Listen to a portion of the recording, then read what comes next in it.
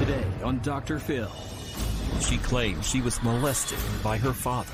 Absolutely not. They would never do anything to you. Do you think it happened? No. I'm telling you what our father did. He called me a liar. Who's telling the truth?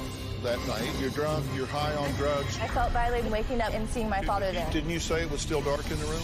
There was light from the street lamp. You can't change your story every time I ask you a question. It was either dark or it was light. Let's do it. Have a good show, everybody. Here we go.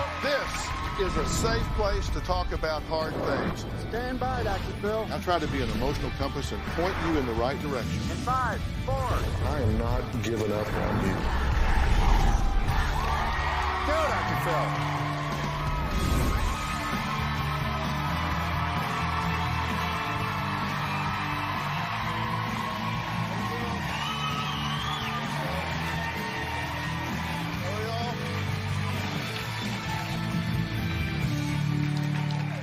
Well, it's a mother's worst nightmare.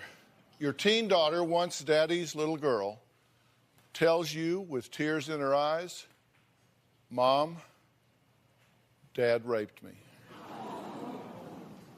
Shocking, yes, but it's a reality for Tina, who says that ugly accusation left her with a huge decision. Who does she believe? The man she's been married to for nearly 30 years, or her youngest daughter? Now, before I tell you whose side she took, I want you to listen to what her daughter Megan describes as a night that changed her life forever, and why she now says she gets physically sick at the sight of her own father. I believe that when I was 18, my father did rape me. Before I came home that night, I was with my brother and his girlfriend at the time. We were getting completely wasted. And then when I came home, I went straight to my room, took all my clothes off, no underwear, no bra, and I jumped into bed and passed out. I had a dream that somebody was having sex with me, and it felt very real. It was a black figure in my dream. I didn't see a face. It was on the street. When the man that was having sex with me finished, that's when I woke up and saw my father standing there. The covers were off of me when I woke up. I pulled my covers on me, started screaming, "Why are you in my room? Get out, get out." And he was telling me, "I'm looking for my cell phone, I'm looking for my cell phone," as I see him gathering himself, basically. I was so intoxicated that I immediately fell back to sleep. When I woke up the next morning, I was in tons of pain from drinking, the drugs. I didn't remember anything that night. I was, stumbling to the bathroom trying to find my way, and I was sitting there going to the bathroom, and I felt pain. Things slowly started coming back to me, and when I heard my father coming into the house, I started closing the door, and as I'm closing the bathroom door, we caught eye contact, and I saw his face, and he had this crazy grin on his face, like, "Ha, I got you." I saw nothing but pure darkness in his eyes. That's when I realized that it happened. Everything came back, everything. I am 100% sure that my dad raped me that night. Well, as you can see, Megan says she is positive her father did this to her. But who did her mom believe? Megan says that after a year, this didn't happen right away, she finally had the courage to speak up. Her mother and older sister immediately called her a liar. I waited a year to tell my family what happened. The first person I told was my older sister. She called me a liar. Our father that raised us never laid an ill hand on us except to discipline us. I know that he is not a rapist and he's not interested in having sex with, his daughter. But he's still a man. The men still have intentions, bad intentions. Not against their daughter. She told my parents, and I got a lot of angry phone calls, text messages. "How could you say this? You're on drugs, you're lying." They ganged up on me. You woke up and Dad was on top of you. That's a horrible thing to say. I'm looking for facts, and I don't see any. What fact is there gonna be? They made me feel like the bad guy, like I did something wrong. When we confronted my dad about it, he made a joke, actually, about it. He said it was because I hung out with the wrong crowd, so somebody must have broke into our home and hurt me. He called me a whore and a slut. I feel very uncomfortable being around my dad. If I'm wearing something short or low cut, I try to pull my blouse up. I'm just, like, disgusted with him. I can't look at him in the eye. Everyone thinks that my dad's this great, godly man that would never hurt their children. They are wrong. Okay, Megan, I'm glad to meet you and sorry for the circumstance. Why is your own family not believing you? They trust my dad, and they feel like because I was on drugs and I was doing all these things that I just made up this crazy story to get back at them for something. Mm-hmm. Is that a reasonable consideration on their part, that you were drunk and high? I could see how, that would affect, and believe me, by, me being on drugs, me being drinking and stuff. I can see how they wouldn't believe that because of that circumstance. But, I mean, I'm your daughter, Mom. I'm your sister, Chrissy. Why don't you believe me? As you go back through this mentally, emotionally, physically, yes, you are 100% sure he raped you? I'm 100% sure. You say you can't look at him now. You're disgusted when you see him. Yeah, I'm disgusted. I get anxiety. I can't. What do you want to happen here today? What's your goal in being here? My goal is just getting the truth out and just letting them know, no, I didn't make up this story. This is something that happened to me and that has caused a lot of pain in my life. Well, who's calling her a liar? Megan's mom, Tina, says she can barely look at her daughter and just wants Megan to finally tell the truth. Take a look.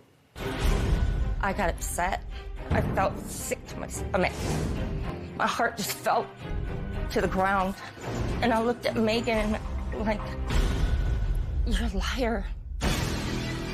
How could you lie to me and say things like that against her family?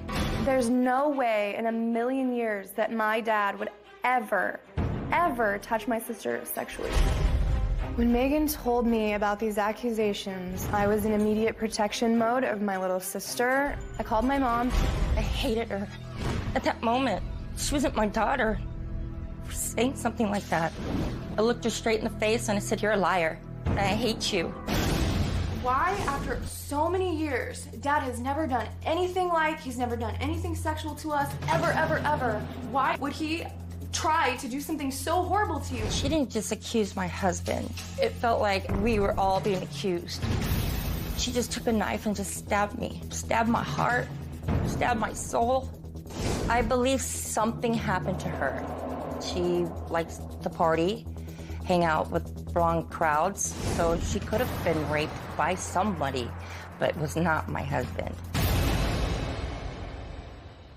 You say that this is like a knife to your heart.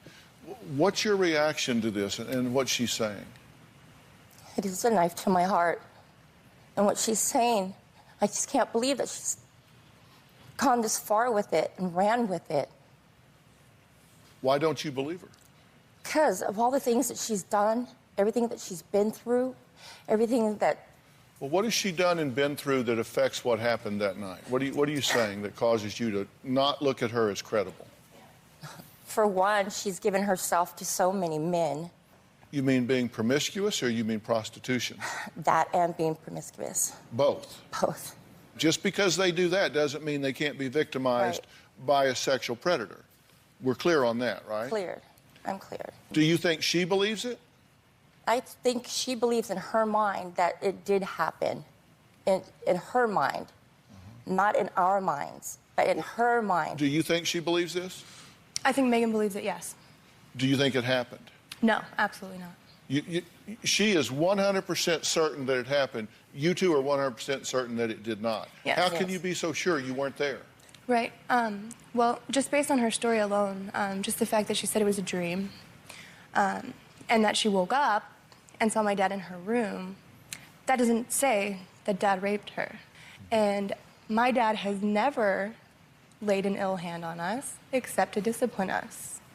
And this is just extremely Why would she make up Far-fetched. this lie? This is, if this is a lie, it is incredibly vicious. Why would she do that?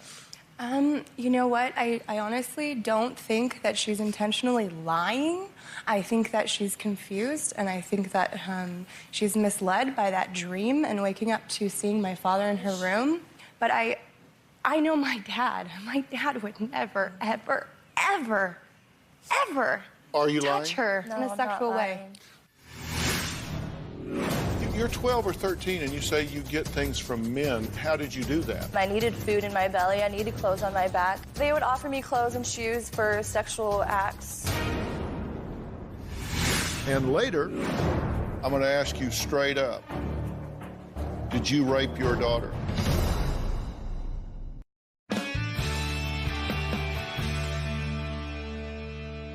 How do you get along with your father before this accusation? Before this, I mean, things were okay. Ever since I turned 13 and stuff, and he wasn't really there for me, and he always, every time I went to my parents in general and asked them, hey, I need clothes, or hey, I need this for school, or hey, I want to try out for the basketball team, I need a jersey, or I need this for this, and they wouldn't give it to me, and my dad would always tell me, hey, go get a job, and I'm like, I'm 13 years old, how am I going to go get a job to support myself? That's a little ridiculous, and so obviously I found other means to get the things that I needed. When you're 12 or 13? Yes, when I was 12 and 13. And what were your other means? My other means were other men that would give me the things that I needed. Mom and Dad were not rich. Mom and Dad were not rich. Mom and Dad, Whenever we weren't needed rich, something, but we always had a nice roof over our We head. always had everything. things. We But had every everything. time I needed clothes or I needed something for if I wanted to go out try for basketball, like I said, I couldn't do that because I couldn't get the jerseys that I needed. That's not true. I couldn't do any of You that. had the stuff. jersey. You're 12 or 13 and you say you get things from men. How did you do that? What would you do? Well, they would offer me clothes and shoes for sexual acts, And you're 12. and I was 12 years old. And so where would you meet these men? Yeah, I go to the mall and. How does this come up? You're at the mall, there's some guy at the mall. Some guys, they come up to me like, oh, you're really pretty, you're very mature for your age, and they would offer me things, and I needed them at the time. I wanted them. I needed food in my belly. I needed clothes on my back. I wanted shoes. They made me feel pretty, and... So you're now saying that you didn't have food to eat when you were 12 or 13? There was times where I'd come home and I'd be like, Mom, what's for dinner? And she would be drunk and upstairs in her room.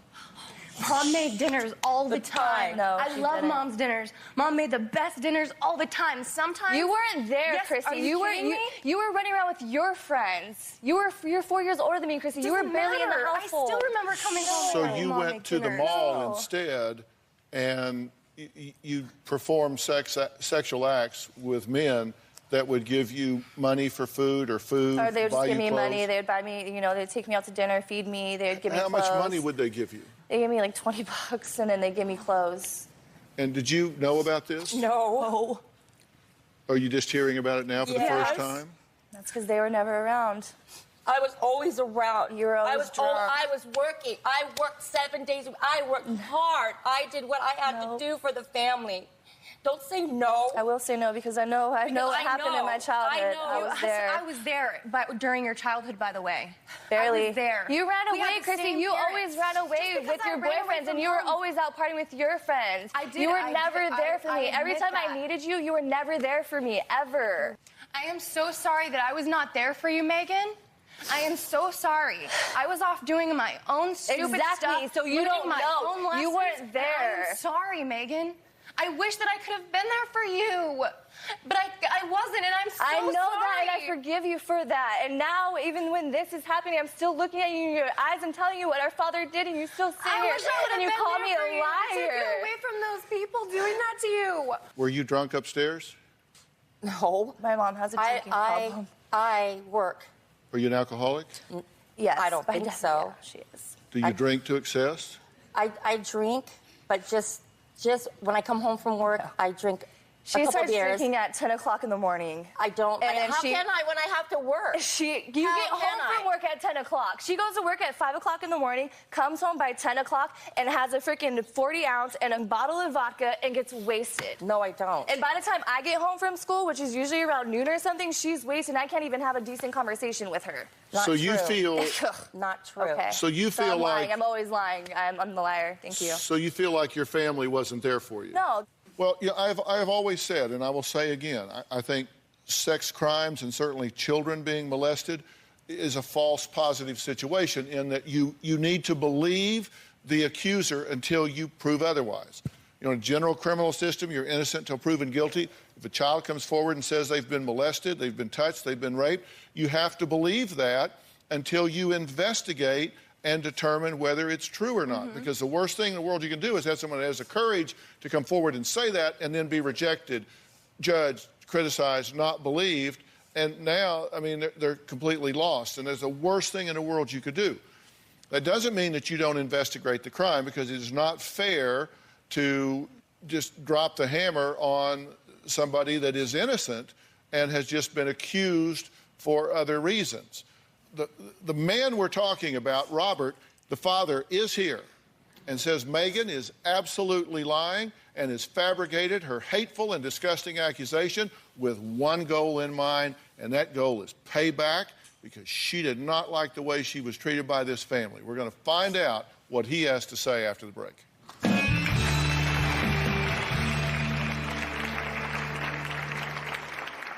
Megan has always been a problem child.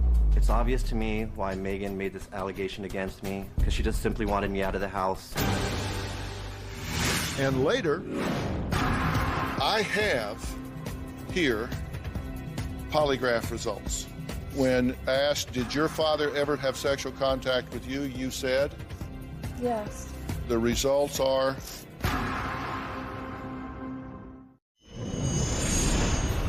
There's always this little tiny voice inside of your head that tells you, well, anything's possible. But in this case, it's your father.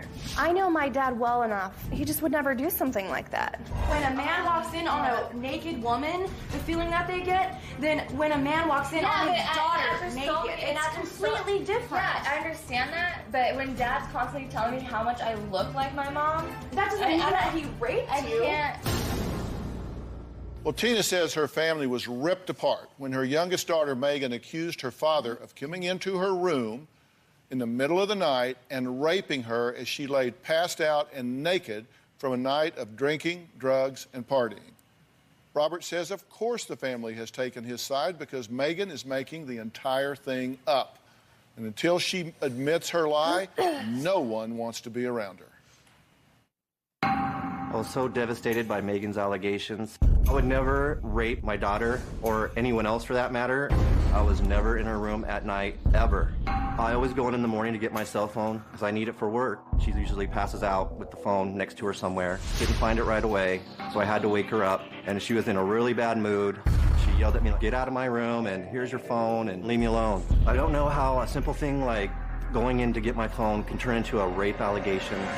My wife's room is next to Megan's room. She was home. My son was home. We had dogs in the house. They would have barked. Someone would have heard something. When I found out a year later that Megan accused me of raping her, my heart stopped. This was the truth. Why not go to like what happened? an authority? Wouldn't you get the police over there? They do the rape kit. They find out the evidence. They do the steps. But those things never happened, and it was just she didn't get her way one day, I suppose, and just decided to pin some dream that she had on me.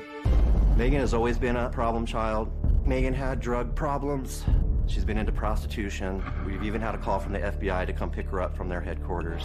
It's obvious to me why Megan made this allegation against me, because she just simply wanted me out of the house. I've always been the person that tried to keep her in line, and she just wanted me out of the picture. I know that her tears, they seem really real.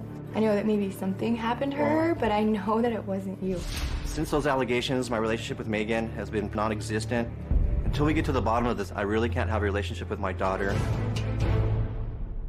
Well, normally, I would never ask a rape victim to be in the same place with their alleged attacker. But in this case, they have spent a lot of time together since the allegation emerged, and they have both agreed that they're comfortable with being here as long as I'm here. All right, Robert, please come on out and join us. Good to meet you, sir. Nice to meet you.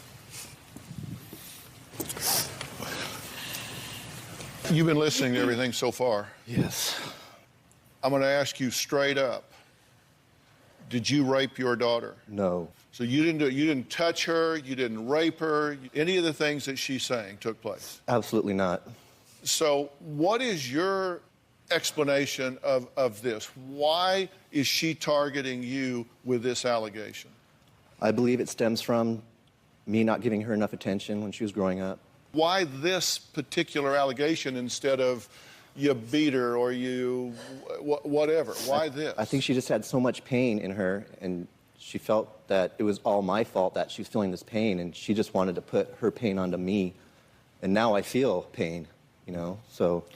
You understand, if you did this, you are one sick son of a bitch, right? That would be true. That would be true. Yes, it and would. what do you think should happen to somebody if they, in fact, did this? I think they should be arrested and put in jail. And if you did this, then you should be arrested. Yeah, I would turn myself in because I think something was wrong with me. Why not put him in jail? Why have you not filed charges and put him in jail? Because I don't have the proof. Like that night when it happened, I wanted to go to the hospital so bad. I even asked my mom. My mom wouldn't take me, and I didn't want to. The night that it happened? The morning that it happened. My body was shaking. My head hurt so bad. I could barely where had walk. you been the night before? The night before, I was with my brother and his girlfriend at the time, and we went down to Mexico, and we were at the bar, and we were drinking. And then after I hit my head, it increased. And how did you hit your head? I went to go get change from the bartender, and I went to go prop my body up on the bar, and I didn't see that there was a railing up there, and I smacked my head straight on. You jumped up into it? Yeah, I jumped into it, basically, so it was almost like full force. Did it knock you out? No, it didn't knock me out, but it definitely, put me back to the ground, and I was just like, whoa, like that hurt really bad. And then, I increased my alcohol drinking. I increased the cocaine to get rid of that pain. I even was sitting there with some ice on my forehead that the bartender had given me that night. You're out partying. You hit your head enough that it knocks you to the ground. It's so painful that your reasoning is, well, I just need to drink more. Well, to get rid of the pain, yes. And do more cocaine. Yeah, to get rid of the pain. And so you get home about 2? 2, 3, maybe, yeah. Okay, and so you just go into your room, yeah, and you didn't say you went to sleep, you said you passed out. I passed out. I went and took off all my clothes, and I passed out. And when I woke up, I saw him standing at my bed. So dream sex woke you up, but being physically raped didn't wake you up. No, the dream woke me up. He's never, ever in his whole life have ever messed around on me. Ever. We've been married for 30 years. He's never done anything wrong. Ever. No. And he would never do anything to his daughters. Certainly not you. Megan says after that horrible night, she created an alter ego named London. But with this new identity came a lifestyle that Megan says she is ashamed of, and she blames her family for forcing her to live that life. We'll find out what that's all about after the break.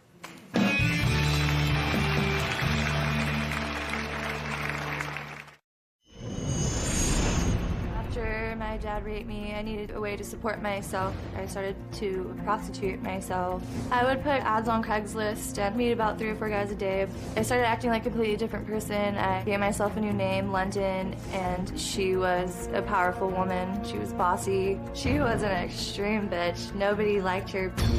The whole time I was doing this, I was either on drugs or I was drinking. I didn't want to have sex with strangers. Like, that wasn't my ideal day. I needed a way to escape, and that was my escape.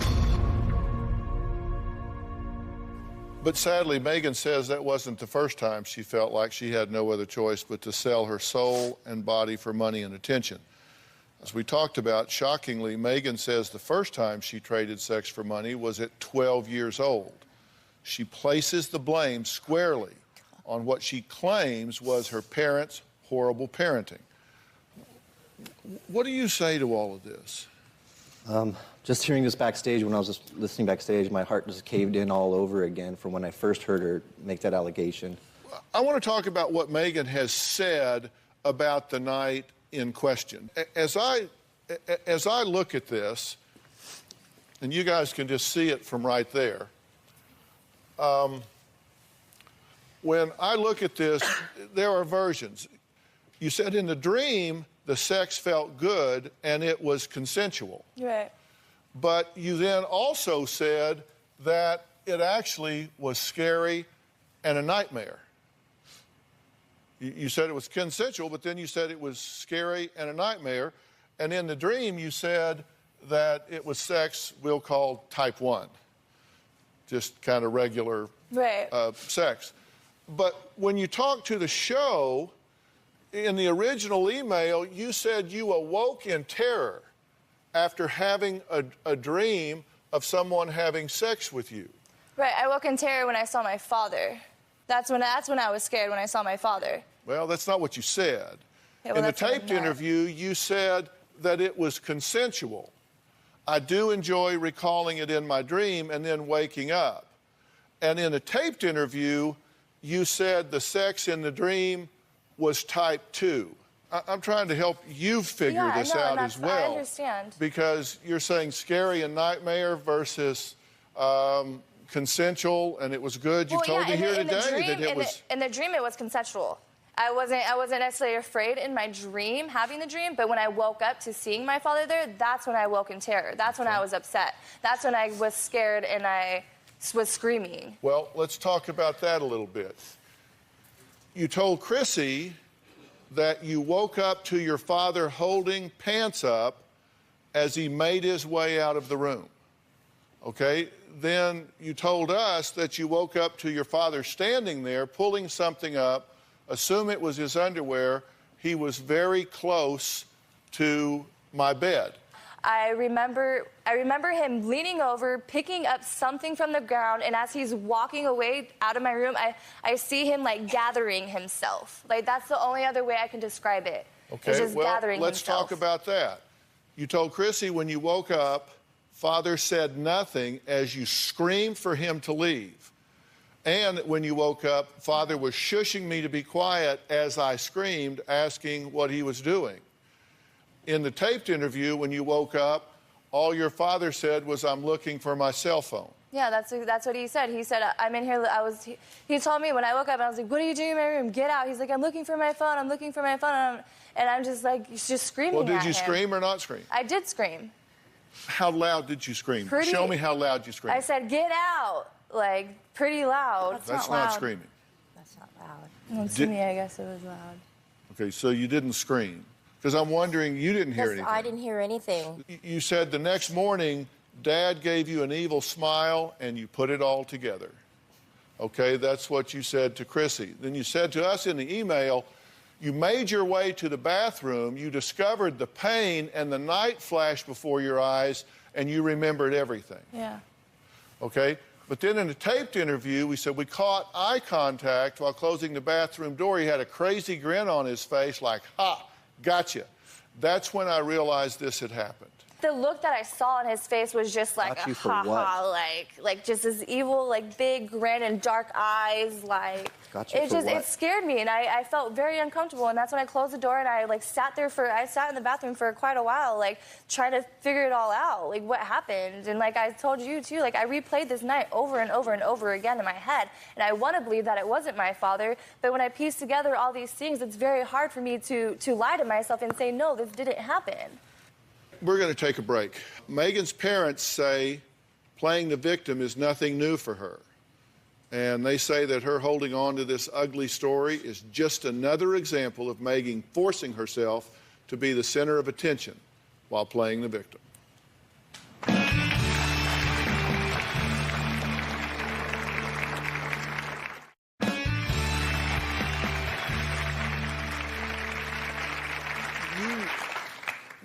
You say that you had a head injury, drugs, and alcohol. Yes. Have you ever asked a doctor about this? No, I never talked to a doctor. No, I never.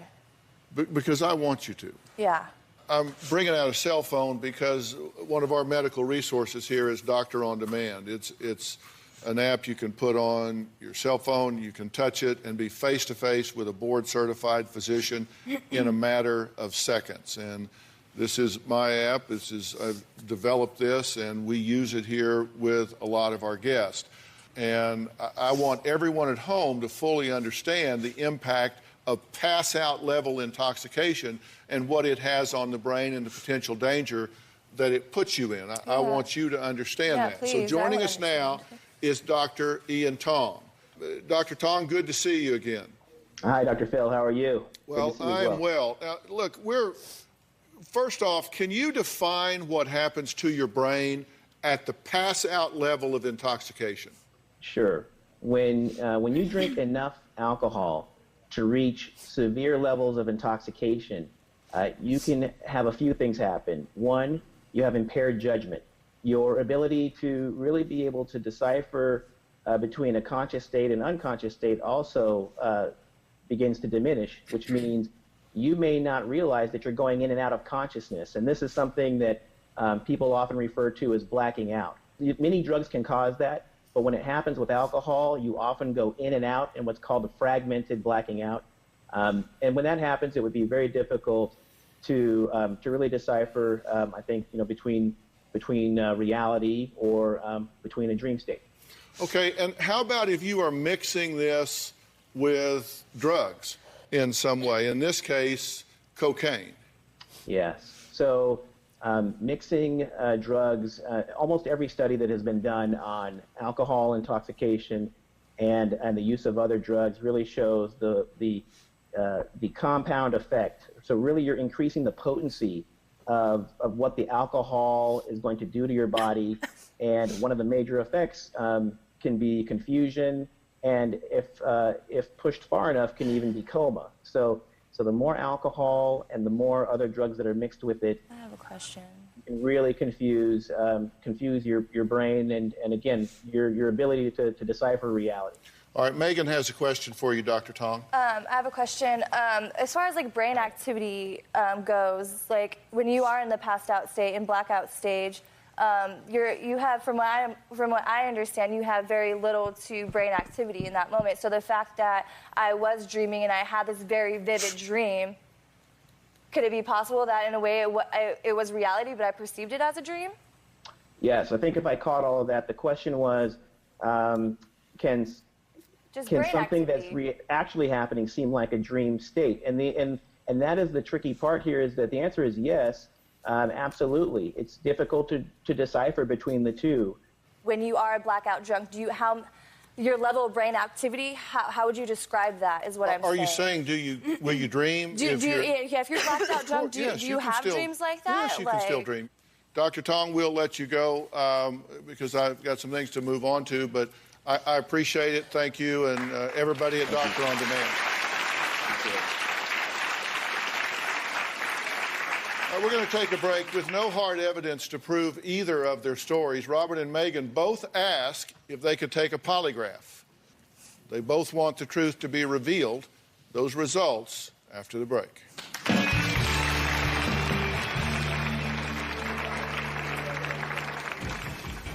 Okay, Megan, let's go down this way to the examination room. I am taking this test to prove to my family that I am telling the truth, that my father did rape me that night. I feel like I will pass this test 100%. I'm about to take the polygraph test, and I hope to show my daughter that whatever she thinks of me is not true. I can't wait for the truth to come out and have this nightmare be over.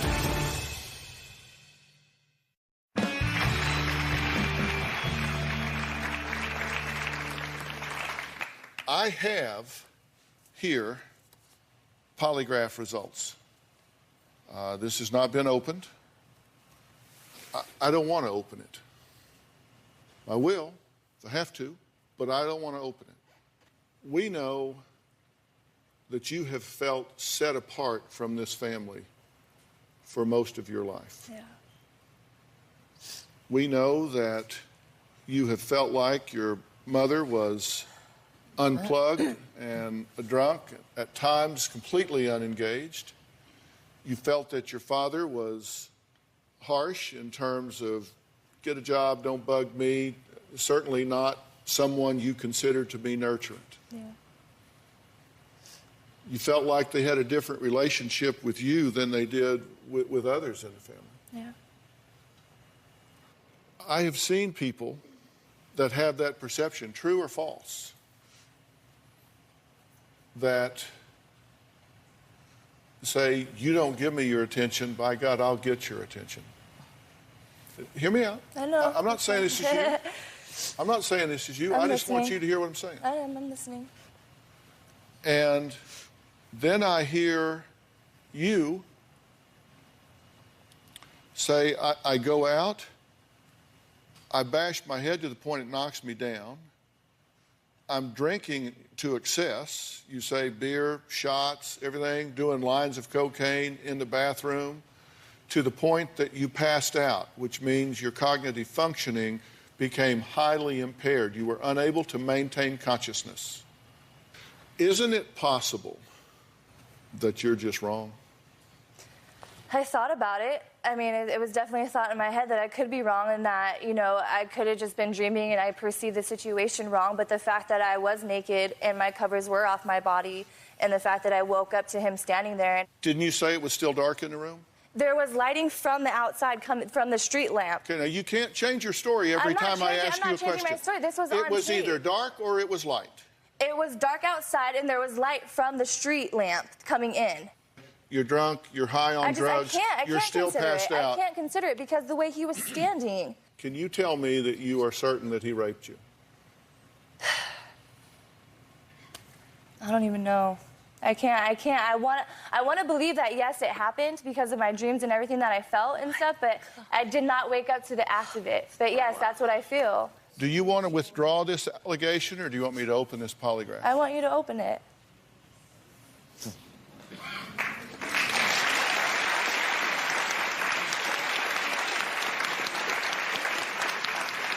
Because something needs to happen. Like, I don't know what it is, but this vision that I have is just, it's horrible. I think she needs to know that my dad didn't do that Yeah, to I her. need to know that my dad did not do that to me. 'Cause But that's you what understand. I want to believe. I want to believe that he didn't do that. That's what my heart wants to feel, but I can't feel that way because I don't know what happened. All I know is what I felt and what I saw. That's it. Like, everything else is a blur. This is Jack Tremarco right here. Jack, you conducted both of these polygraph tests. I did, Doctor. Were they good tests? They were both good tests. Both took about 2 hours.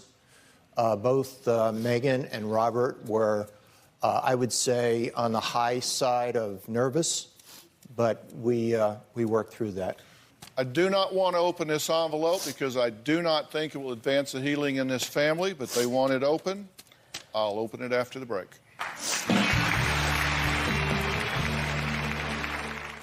Okay, we're back. There is a serious allegation from this daughter that this father raped her. They have taken a polygraph, and I was in hopes of not having to open this. When asked, did your father ever have sexual contact with you, you said? Yes. Did your father ever have sexual contact with you in your room? You said. Yes. The results are that that was deceptive. And that's fine. They told you. We then spoke to Robert on the test. The questions were, did you ever have sexual contact with Megan? Your answer was? No. When she was a teen, did you ever have sexual contact with Megan? No. The results of the test are that it was non-deceptive.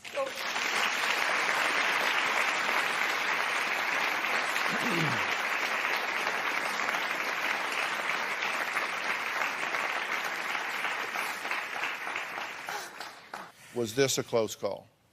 No, in order for Robert to have passed the test, he would have needed a +2, and he ended up with a +8.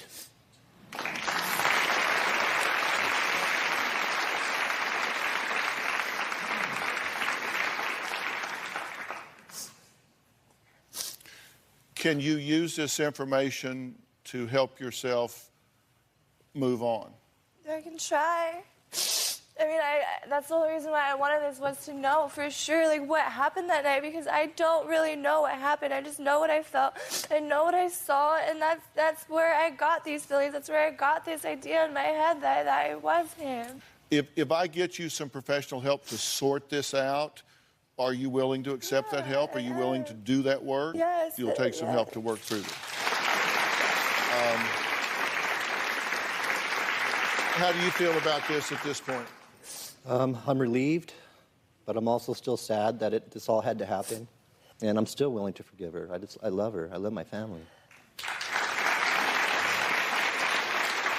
Well, okay.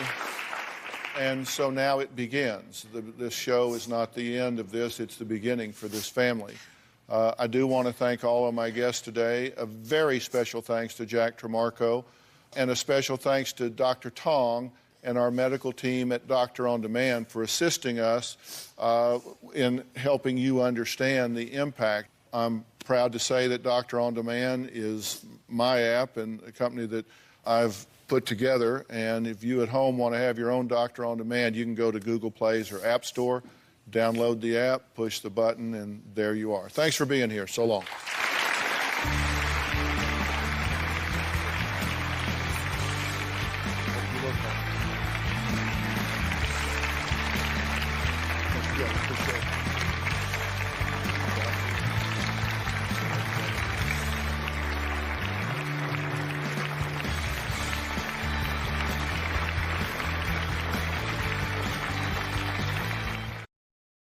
All new today, his mother calls him the world's biggest moocher.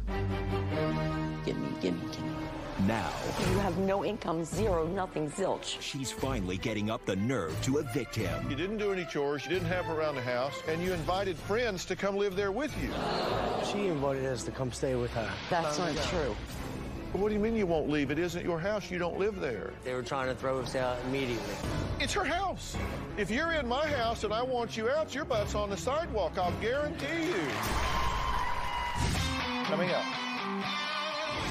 Let's do it. I want you to get excited about your life. Here we go. Stand by, Kevin. If you're going to talk to me, you're going to have to be honest. Stand by, Dr. Phil. Showtime. This is going to be a changing day in your life. Stand by, A, and rolling. Check in. Go, Dr. Phil.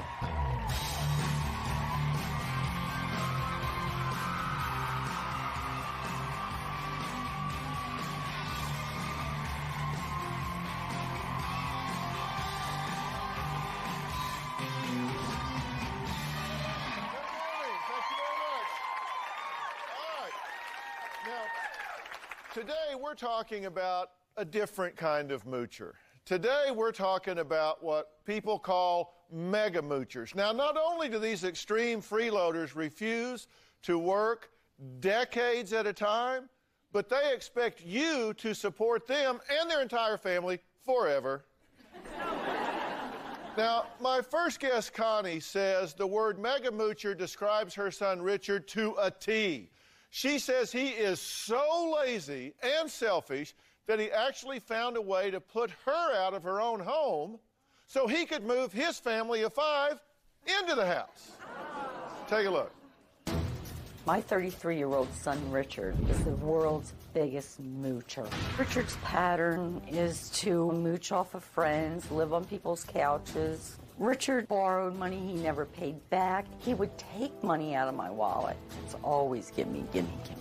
Richard actually takes his girlfriend's food stamps and her child support and spends it all. That's not true at all. He needs to get a good swift kick in the butt and get out there and work like the rest of the world. There are 5 of us in our family. My girlfriend, Darlene, her 2 teenage children, and we have a 3-year-old son together.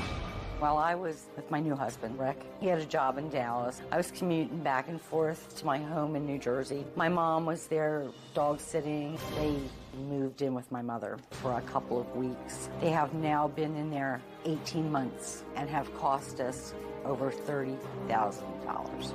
My grandmom was happy to have our company. They were just robbing my mother I think he's hopeless. I have never met a person like this before. He hasn't paid anything, nothing. Richard tends to have something wrong with him all the time. He goes from one doctor to another doctor. I'm having problems with my back. Now, we finally filed for eviction. We need more time. My mother is now trying to throw us out. We have no place to go. Even if I wanted to take care of my grandson, and I would, but I refuse to raise those adult bums. He's putting his own children in jeopardy because he can't keep a roof over their head. Okay, what's going on here? We've got a mother and son that are basically going to court, evicting, lawyers, all of that. How did we get in this situation? Yeah, I don't know how we got here. It's out of control now. It's out of control. What do you say about that? I think that she's blowing things a little out of proportion. She invited us to come stay with her. Okay, I had a house of my own. We were going to try to do the Chapter 13 and try to save our home. It was her suggestion to come home and stay with her at her home. And now all of a sudden it's time to go. That's not true. From the very beginning, I said you could not come to live with us. First of all, the city wouldn't allow it. And second of all, I couldn't afford to keep you. You have no income, zero, nothing, zilch. Okay, why are you here? Why did you come here today? She says that we're here mooching, and we're not. Okay, you're 33 years old? Yes. Okay. Are you pulling your own weight? No, I'm not right now. Have you ever pulled your own weight? Yes, I have. When? I've had my ups and downs in my past. Well, in 1990, you were 19. You were married to your first wife, and she had 3 jobs, and you had none. That's not true. Is that true or not? That is true. You either just blatantly lied to us, or you're not telling it straight now. When you were 20, you returned to your mother's house, but you didn't pay, you didn't do any chores, you didn't help around the house, and you invited friends to come live there with you. That's not true. When you're 21, you were kicked out with a restraining order, and you broke into your van so you could sleep in the van. He was sleeping in the van. I don't recall that. Don't recall that. At 22, you returned. You threatened Connie and her second husband, and they had to get a second restraining order on you. I've got copies of these, so... Is that when you pulled the starter pistol on me? It wasn't a starter pistol. It was a tear gas gun. Okay. And that was proven in the court of law and by a ballistics expert, and it was all dropped. Okay, but is that wrong, too? Is it wrong that there was another restraining order filed on you then a second time? Your own mother's having to file restraining orders on you? I don't recall these, to be honest with you. You don't recall these? I recall the one. I don't recall. Would you like to see them? Dr. Phil, I will take your word for it. Okay. I mean, it's just been a long time. At 25, you found him on the corner, and you kicked him out, but you brought him back, and then you kicked him out 6 or 7 more times. You got an apartment with a girlfriend, you furnished it, lost the apartment. You got a house with a girlfriend, you furnished it, lost it.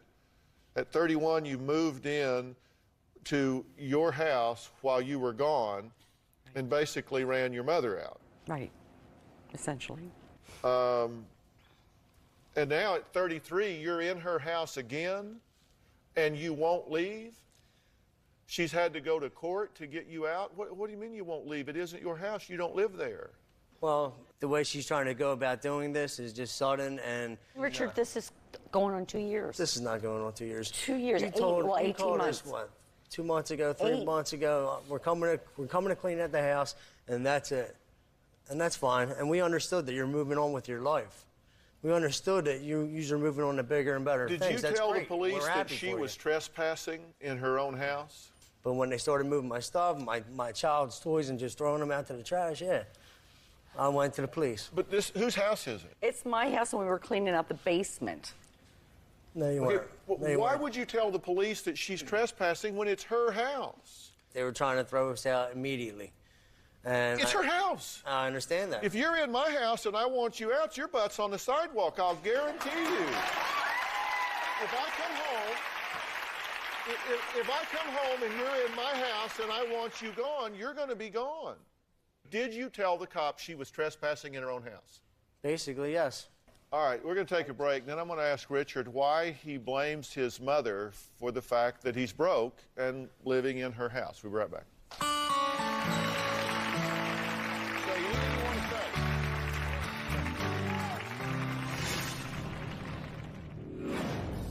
She called us up and told us we had 15 days to get out.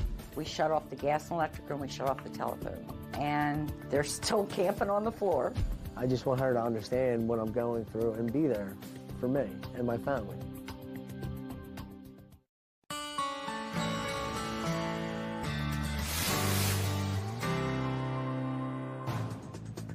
Richard doesn't seem to have a conscience. I think if he saw me bleeding in the street, he would step over me. My mother has never given me anything really substantial. You know, I'm not looking for a handout. I'm just looking for a mother. Well, today we're talking to what families say are mega moochers who take freeloading to a whole new level. Now, Connie says her 33-year-old son Richard's mooching ways has made her life a living hell. Now, she recently paid thousands of dollars to go to court and get him evicted from the house, but says he's still giving her grief about being forced to leave. Listen, my interest here is in helping you get on your feet. But do you want to get on your feet? Yes, I do, 100%. Because you seem to have a sense of entitlement. I mean, that's a good word. That it's just like, okay, I'm entitled to be here. She's my mother. And therefore, in your words, she's mean if she's putting me out. No, I don't feel entitled to anything. Okay, is she required to take care of you the rest of your life? Absolutely not. Okay, well, she wants it over now. And I want it over now, too. I'm ready to move on with my life. Then why have you gone to court and resisted this? Why have you made her get a lawyer? Why have you made her bring proof that she, in fact, owns the house and that you're not a renting tenant, and therefore she has to go through all the eviction laws with notice and all of that sort of thing? Your mother has said, son, go away. Get out. And you said, I don't feel entitled, but I'm going to make her go through the court system to get me out. We needed time. We needed more time. They want to throw us out in 3 days with 3 kids. And how long have you been in that house? About 11 months. It's been 18. It's been 18 months. No. Okay, well, we calendared it out, and by your own reports, as you went through your pre-interviews, of when you got there to now is a little over 18 months. Well, I have to go over that because I'm not okay, really let's say sure. it's... I'm not really sure. Okay, let's say it's 11 months. Right. Just throw out 7 months, and it's 11 months. So, what is your job plan? I'm currently seeing surgeons and attempting to have some injections and possibly a spinal fusion to maybe help with my back problems. Because you can't work because of your back. Well, I can't work the jobs that I know. Yeah, because we actually talked to your surgeon, and he doesn't say that you can't work at all. Oh, and I've never said that I can't work at all. Oh, well, good. So you can work. Yes. Okay, then let's focus on that. My timeline that I've constructed here is that you haven't really worked since 1990. No, I have worked. I work a seasonal job at the local port. Let's put it this way. You haven't held a steady job and been self-sufficient since 1990. But you can work, right? To a point. I can work a few weeks, and then I'm down for a few weeks. All right, let's take a break. I need to rest for a minute. So how does Connie feel about having her 3 grandchildren homeless and on the streets? Because that's kind of the conflict that we're headed towards. That's a tough call. We'll talk about that when we come back.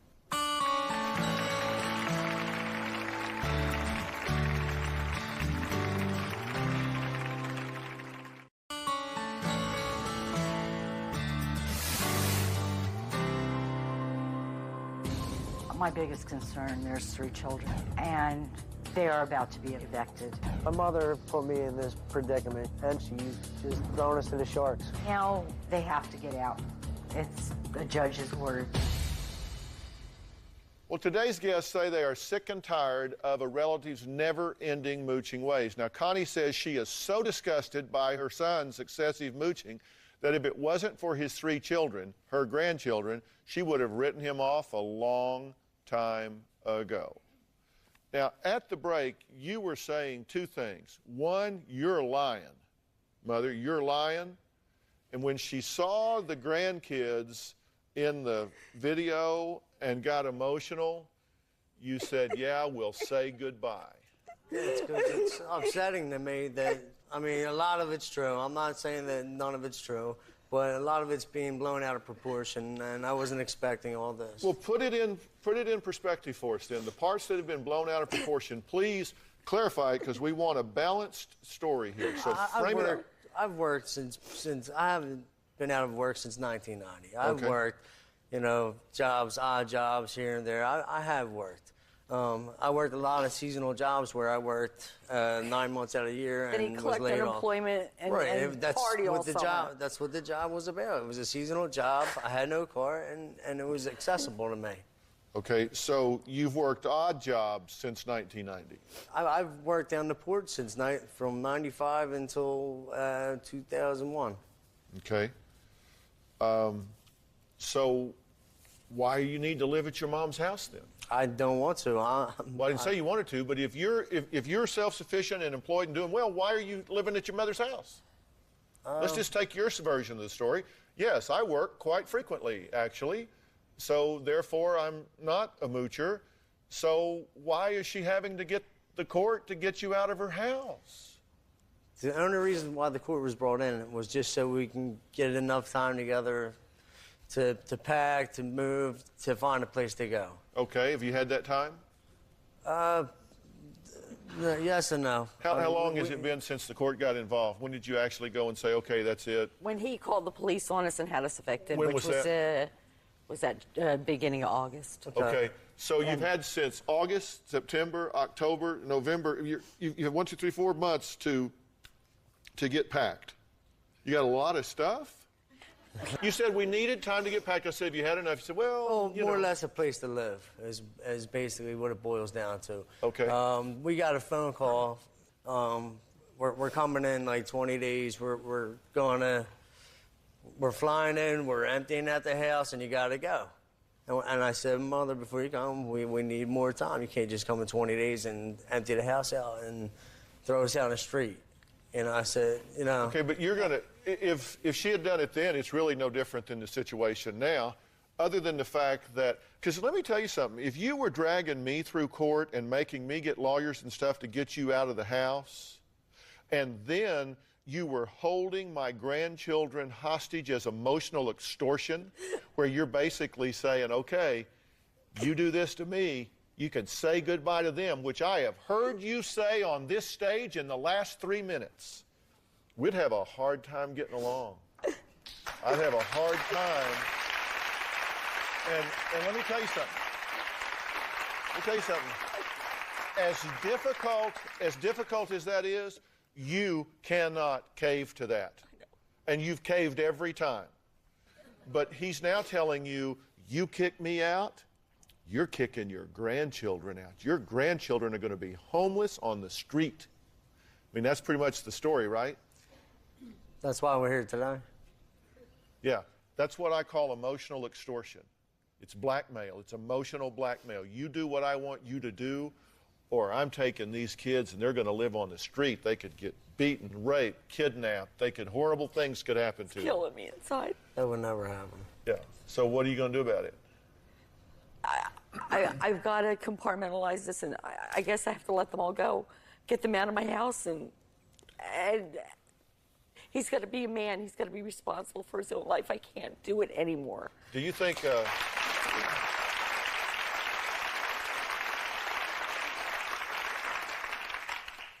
Do you think that you're going to live off of your mother for the rest of your life?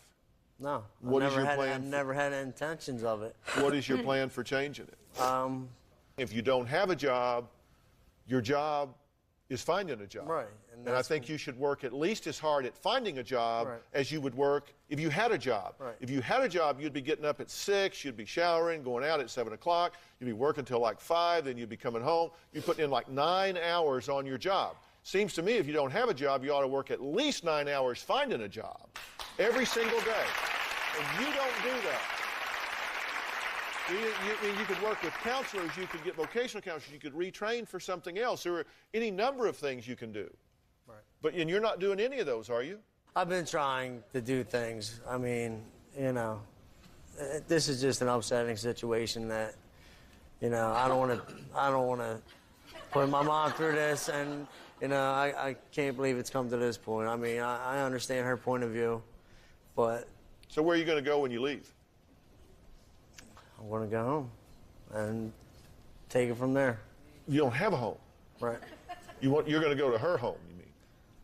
And until I have to leave. I mean, till the date I have to leave, and then where we end up is where we end up. Okay, all right, we're going to take a break. When we come back, we're going to talk to Connie's new husband. We're going to find out his take on all of this and see if there is a plan and if there's a plan that can be put in place to get this father on his feet. We'll be right back.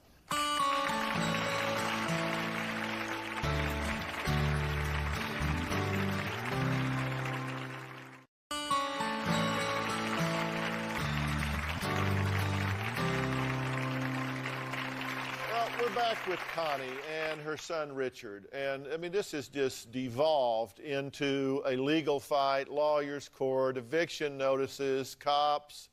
I mean that's just ridiculous.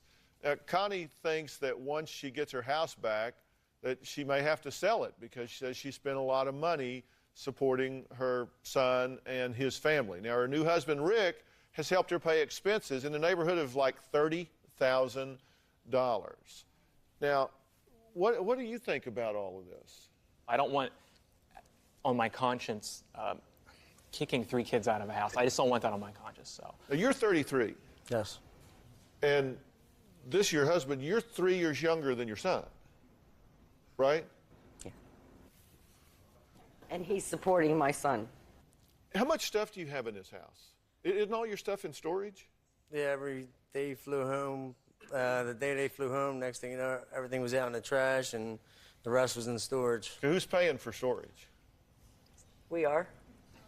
Okay, so all your stuff is in There storage. was no reason for it to be in storage. They could have just easily left it there, and when we left, we could have just taken our stuff with us. This is a phase program, though. They're like getting your stuff out, and they're going to get you out.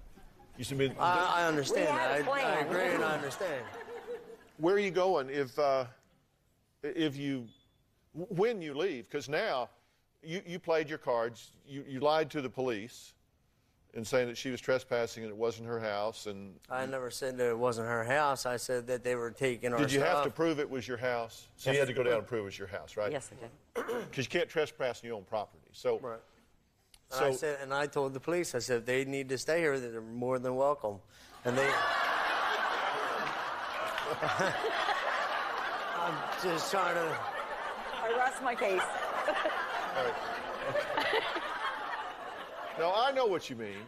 I know what you mean. You weren't trying. Okay. I was trying to be civil about it, is what I meant. They were trying to.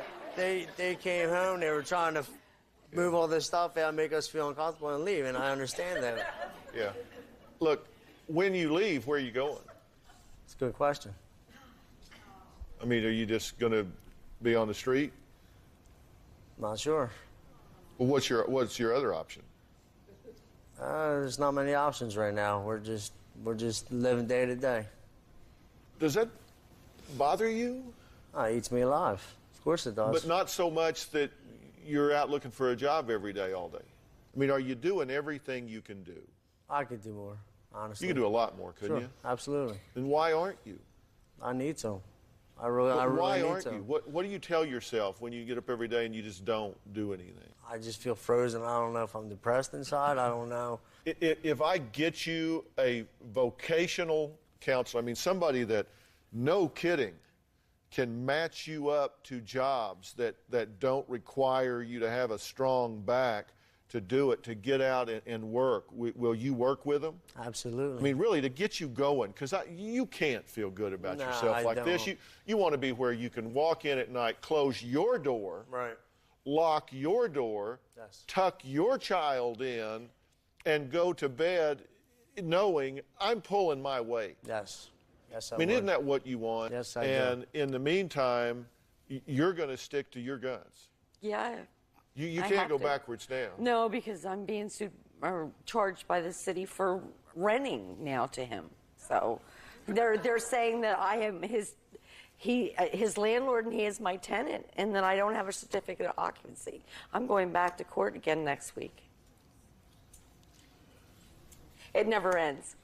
Yeah, well, it needs to end. I mean, go find somebody with the city and say, this isn't a tenant, this isn't a tenant, this is my son. We actually proved it in the county, but when the county sent over the documents, they said they wouldn't accept them. Now it has to be proven in the city court. We've cooperated with my mother on this, saying that, whatever we need to do to help her.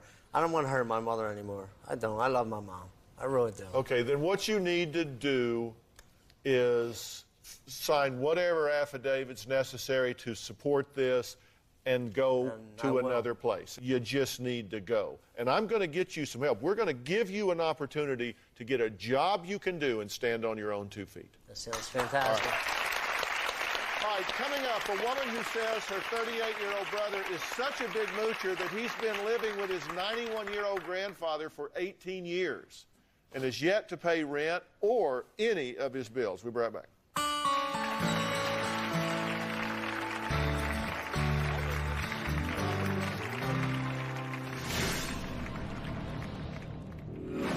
My 38-year-old brother Jeff, he's been living off my 91-year-old grandpa in his basement for 18 years. He just took over the place. I haven't done it intentionally. I've only had to stay here during downtimes, but it seems like since 1990, it's all been downtime.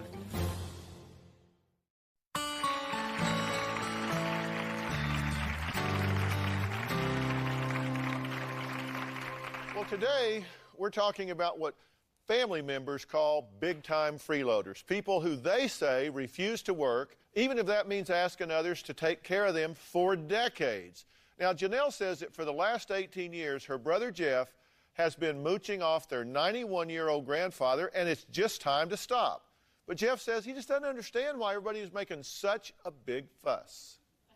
Do you think you'll be able to hold down a job so that you won't have to worry about other people helping you out? My 38-year-old brother Jeff is a mega moocher. He's been living off my 91-year-old grandpa in his basement for 18 years. He just took over the place. To be called the mega moocher does hurt because I haven't done it intentionally. I've only had to stay here during downtime. But it seems like since 1990, it's all been downtime. The amount of money that I have spent on Jeff over the years would be approximately $35,000. Grandpa said he could stay there until he got on his own. Weeks have turned into months, months have turned into years. Nothing's changing. Grandpa has told me. My brother approached him and said, "Is there any money left in your inheritance that I can have today?" In all the years that my brother has lived with my grandpa, he's only paid $50 one time for rent. This summer, I was given a slip from my sister that said, pay rent or leave. My sister Janelle has become involved in what I consider to be my business between my grandfather and myself. He's always full of excuses why he doesn't want to work. The way I perceive it is as long as I don't have a family to support, I don't have to work as hard. I was at a birthday party and I heard someone ask my brother, "What is it that you're doing nowadays?" And he said, "Well, I'm self-employed." And I about spit out my drink. I like to be independent, but it's been difficult to be your own boss. Last summer, I saw something on the side of the road. And when I got closer, I could see that it was my brother with an engine from a vehicle with a for sale sign on it. I was shocked. I just went, is this what he does all day long? It's been 2 years that he's been trying to sell that engine. The engine that I have and the rest of my truck parts I'm going to liquidate for the last time up at a swap meet. I think he's banking on the sale of this car engine. If I was able to sell everything, I should be around $2,000. So I'm doing it just for me, so I can move out of my grandfather's house. Jeff, if your engine doesn't sell, What are you gonna do? Now that I have the van, if I have to, I can stay in it and keep selling my parts. I'm going to start talking to my youngest uncle to see if I can stay with him. My brother said, life could be worse. I could be an alcoholic or I could be a drug addict. What's the difference? You're mooching. Well, you just don't need much. Is that your position? It doesn't take much money if you live because you don't have a wife and kids to support and a bunch of bills to pay. It takes less, but that's not an excuse. But you're going to sell this engine. Amongst other things. On the side of the road? You're sitting on the side of the road to sell the engine? That's not the only place I've sold it. I go to shows. We haven't sold it at all, right? Because you only have one engine. No, I've got several. Oh, you've got several. Yeah. You put them together and then sell them? Matter of fact, at the last swap meet, I sold the one that was in pieces. Yeah. But selling it on the side of the road doesn't seem like a very good business plan. Well, it's not in a ditch. But you're like counting on somebody driving by and saying, you know, I love my car, I really do, if it just had an engine. You need to get where they sell these things, like auto shows and stuff like that. I do. Where you can get like a booth and sell it, and if you're selling auto parts, that could be a viable thing to do. How much have you sold? Over the years? No, say in the last year. Several $100s. Are you taking advantage of your grandfather? I have. Are you now going to leave there and start taking advantage of your uncle? No. Because you said you were thinking about moving to your uncle. That was just one option. Him and I get along because he's into cars too. So he said, come down, we can find some work for you. Yeah. What business is this of yours? I guess that... Good question, right? Great question. I see what he's done to my grandpa and my parents, and it breaks my heart. Well, why don't they step up and say, stop this? I mean, why is this your job? Because I feel like I've been on the sidelines for years and years and years, and nothing has But maybe changed. you should be on the sidelines because he's not your kid. He's not my kid. They can but tell him no, right? I see what my parents have tried to do, and I've seen what Grandpa Rex tries to do. And sometimes when they approach him and confront him about possibly working or trying to find a job, he gets irritated, he gets angry, and they're afraid of what he might do when his temper flares, so they back off. Are you violent? I have been. Yeah. And so if you leave your But the violence has been towards my parents, not my grandfather. Doesn't matter. He's afraid too because he's seen the violence towards my parents. Are you intimidating your grandfather? I mean, is he afraid of you? Because he said you just came in and just kind of took over. I haven't tried to intimidate him or bully him, no. But you have your parents? Yeah. Why? Not recently. When I was living with them, when I was a teenager, I would have gotten into arguments with my father. But I mean, I wasn't trying to strong-arm him or anything. Yeah. And so if you leave your grandfather's, you said you might live in that van. If I had to. Where'd you get the van? I got it from a gal that I did some work for. Yeah. Do you own it? Yeah. Have you paid her for it? I haven't paid it off. I've given some money. Well, she was kind enough. She says, go ahead and take it. I understand your situation, and I've known her for some time now. And she says, go ahead and take it, and when you can, pay me off. So I told her I said I appreciated that. Okay. Well, next, I've got a couple of questions for Jeff, and we'll talk about that when we come back.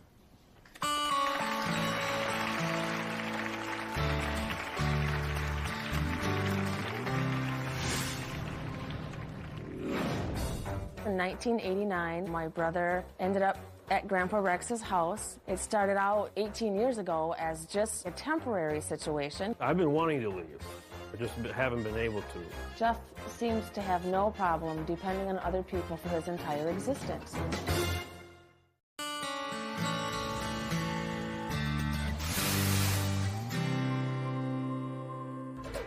I have one last chance this year to sell my Chevy parts that I've accumulated up at the fairgrounds. If I don't sell enough of my parts, then we'll have to stay in town and peddle the parts on the main street in order to pay off my debts. We may leave here shortly. The engine didn't sell.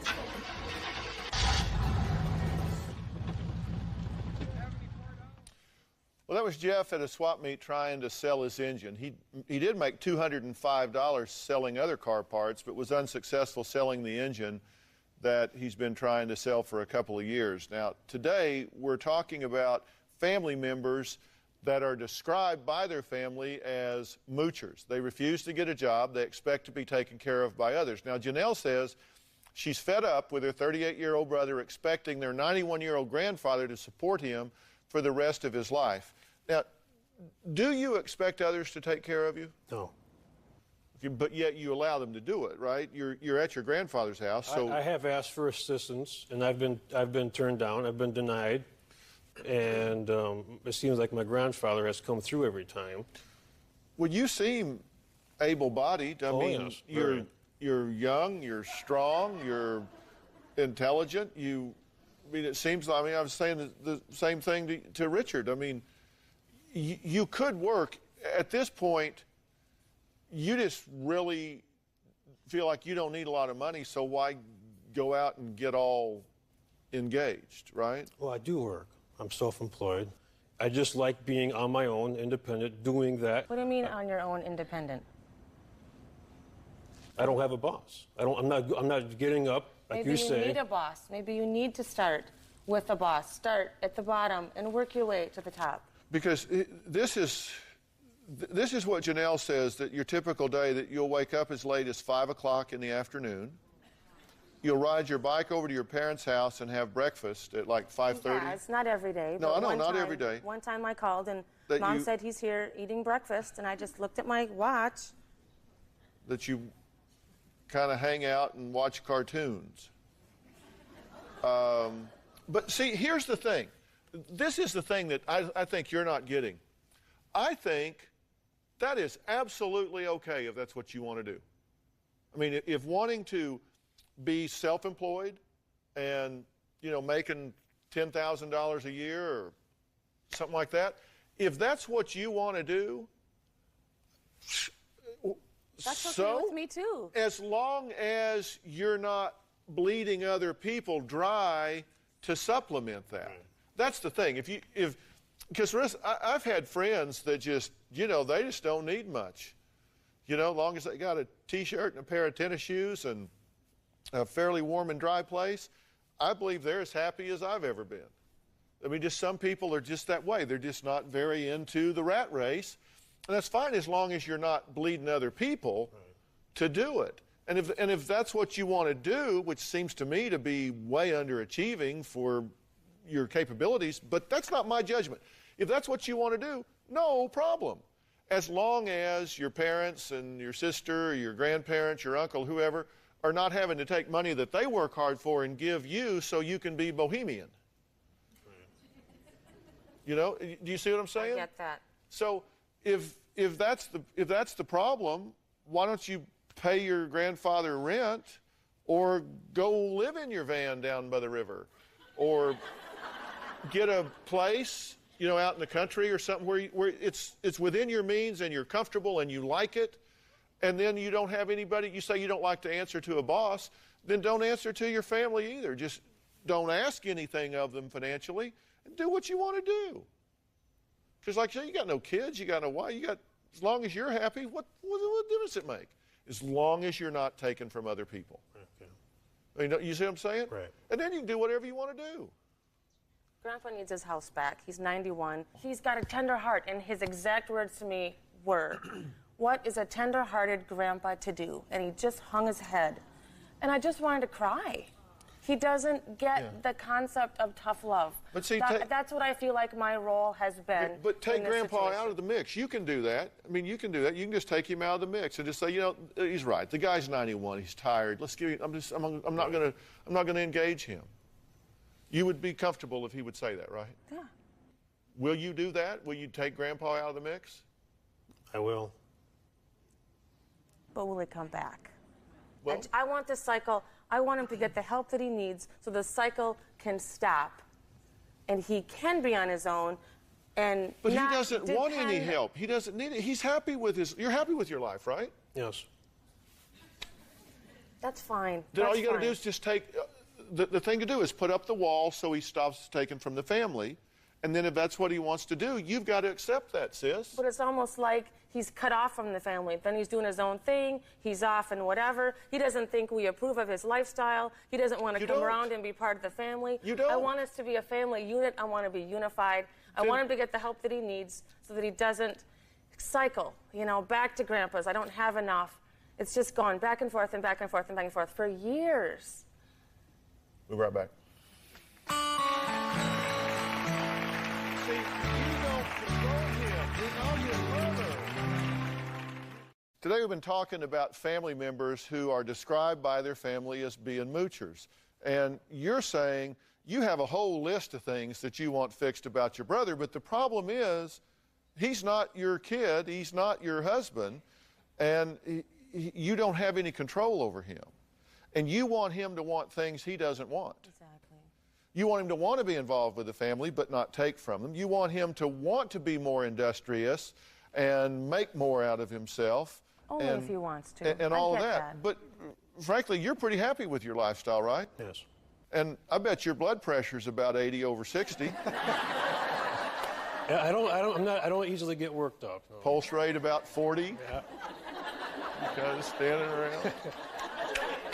Got your foot up on your engine. You know, so what you. As long as he's not taking but money let's do from my this dad, in steps. The but idea he's still is, I mean, asking for money. It's yeah. not done. He still asked my parents for money this last week. Okay, and it's got to stop. But look, you got to talk to your parents. You got to tell them to say no. No, sorry, no. I should have had them on the show. Yeah. Yeah, and I understand Grandpa not being here because he's 91. We don't drag him to California, make him stand up here, you know, all of that. So, but you've agreed that you shouldn't be doing that with your grandfather, right? And so you get that. Oh, yeah. So, I mean, let's see what happens. Will you keep me posted? I'll keep you posted. And if you want to do something different, you tell me. You tell me, not you tell me that you want him to. You tell me, and we'll talk about that. All right? You keep me posted. I want to hear from you within a month. Okay. Okay? All right. Promise? That sounds great. All right. For more advice on how to get your adult child living on their own, if you're not, or your brother, for that matter, go to drphil.com. We'll have some points there that are very action-oriented. Thanks for being here.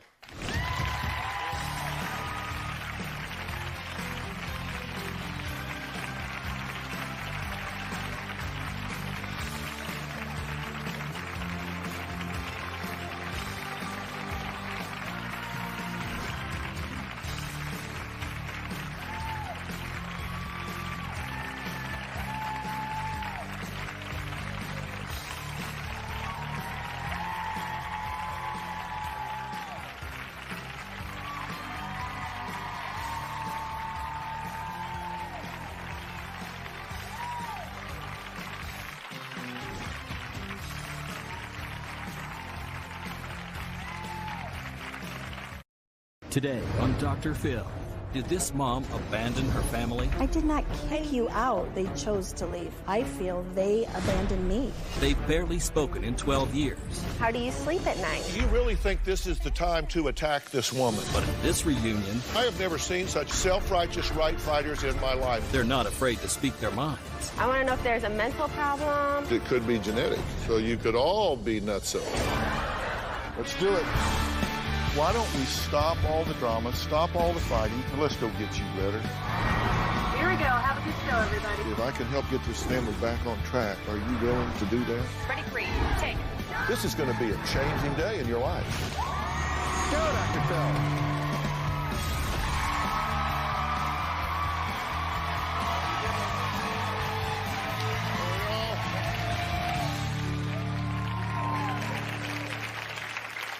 Okay, now they were a typical all-American family. A mom and dad who loved one another and 4 children who were thick as thieves. Now, life was good. Or was it? Now, no one in this family can seem to agree.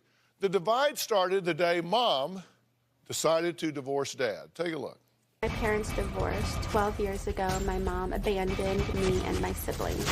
My dad was a great dad growing up, and I didn't think my parents would get divorced. I didn't think their marriage was really in trouble. When my husband drank, he was very belligerent, very violent. One night he was urinating in the hallway because he was so drunk he thought he was in the bathroom. That was the straw that broke the camel's back. So I went to the courthouse and I filed the restraining order to safely get him out of the house. An emergency order of protection is for when your life is in danger, and that wasn't the case. My dad was very shocked and crying when he came and told me about it. I was crying, I was upset. Our whole life just got turned upside down for no reason. It was a huge shock to all of us. The children should not have been surprised after everything they had seen and witnessed at the house. Carlin encouraged me to leave him. Carlin had even asked me, why do you stay married to him? So I don't know why she, of all other children, would have turned her back on me. My brothers and I testified in the hearing on my dad's behalf because we did not see or witness any signs of physical abuse in our home. My sister Alyssa took my mother's side during the hearing. I had never seen my mother this way before. I never had seen her so hateful in my life. Shortly after I was at work, my mom called me and told me I needed to come get all my stuff. It was sitting outside. When I pulled up to my mom's house, everything that I had there was in the driveway. This is the house that I grew up in. When she threw me out of the house, my mom threw all my stuff out. It was all sitting right up there by the garage, by the bushes. When my children found out that I had filed a restraining order, they came to the house while I was at work and took a lot of furniture and TV. I was very angry. I could not believe they felt they had to sneak in behind my back and steal it. I was so upset that I went ahead then and changed the locks on the door and changed the code to open the garage door. I was afraid they'd come steal me blind while I was at work. I don't know how a mom can throw her kids out of the house. I was devastated when the kids left and sided with him. They never gave me a chance to explain my side. They did not phone me. They did not call to ask any questions. It was just almost like they dropped off the face of the earth. She hates us because we have a relationship with our father, and I do not understand how a mom can do that to her kids. Now, Carlin says she lives 5 miles from her mother, but they have barely spoken or seen one another in 12 years. Now, Jody's youngest daughter, Alyssa, tells a completely different story of who caused this family's drama. I'd blame Carlin for destroying my family. She tore it all apart, ripped it up into pieces. My father was the start of it, but I think she's the one that kept it going. Carlin is probably the most manipulative person I know. Pretty evil. She is the one that always held the connection with all of us siblings. So however she reacted, she wanted the boys to react the same way. I don't know why they did it this way. I think it was wrong. I was civil with them through the divorce, with all of them, including my father. And every time I would say, why don't you talk to Mom? They flat out would just drop it. I have said I am an only child because I haven't talked to them in over 10 years. It makes me upset that they've done this to my mother. She doesn't deserve it. She was the one that was always there. She was a great mom, and all of a sudden they just turned on her. With Carlin being kind of the ringleader, I could see my brothers wanting to maybe reach out. If Carlin knew, they would get an earful. Why stick your whole body in a piranha tank? If you don't do something that she approves of, be ready to feel her wrath. Okay, so you two haven't seen each other in quite some time. Correct. How long? Probably about 12 and a half years. Really? And you live 5 miles away. Mm-hmm. Look, why are we here today? What do you want from me? I am hoping to get some answers of why I feel they abandoned me. I did not kick you out. I did not move. I did not change my phone number. They made it very clear to Alyssa and other family members, everyone in my whole entire family. They do not have any communication with. Okay, so you want to prove up your victim role? No. I want to know why. You want to prove up your victim role. You said, I want to know why they abandoned me. I didn't abandon them. They abandoned me, and I want to prove that up. I did not kick them out of the house. They chose to leave. You can't keep changing the subject. Okay. I ask you a question, and you change the subject and give a non-responsive, not even answer, just a completely different comment. Now, you're here for a reason. You want something from me. I'm not going to come in here and just let people kind of cross-talk. I want to know why you're really here. I would like to resolve the issue with my children. I've missed them. Now, do you want to resolve it, or do you want to be right? No, I want to resolve it. And how about you? I think it would be nice to bury the hatchet, I guess. You know, I mean, I was civil with all of them for the first year. I didn't when ask you everything to defend happened. yourself. I No. asked you what you wanted. Listen, want because I've read answers. everything you guys have said, and I have never seen such a bunch of sanctimonious, self-righteous right fighters in my life. And I didn't ask you to defend yourself. I said, how about you? Do you want to resolve it? I do. You I do said want to two words about resolving and said, now, as for me, really? I do want to resolve it. I do. I do. Why? I feel that I've missed out on things in their life. I feel that they've missed out on our life. I mean, you know, we have so many family events and activities, and they're not part of them. Does it really matter who's right? No. Mm-mm. Why have you Not been fighting for necessarily. 12 years to be right? I mean, think about that. What do you want? Why are you here? I want to know how a mom can abandon 3 out of her 4 children. How you can do that to your kids. How you can drive by your daughter's house. I don't even know if it's fixable. How, it sounds like an indictment. Because you're saying, how could she do that? How bad a mother could you be? You don't believe you did anything to justify being cut off by your mother, being an outcast, do you? I don't think so. Okay, then why did you say that? You're not really asking for an answer to that. What you're saying is indict her. She's a bad mother. She backed out. She turned her back, dumped us kids, and I want that straightened up. That's true.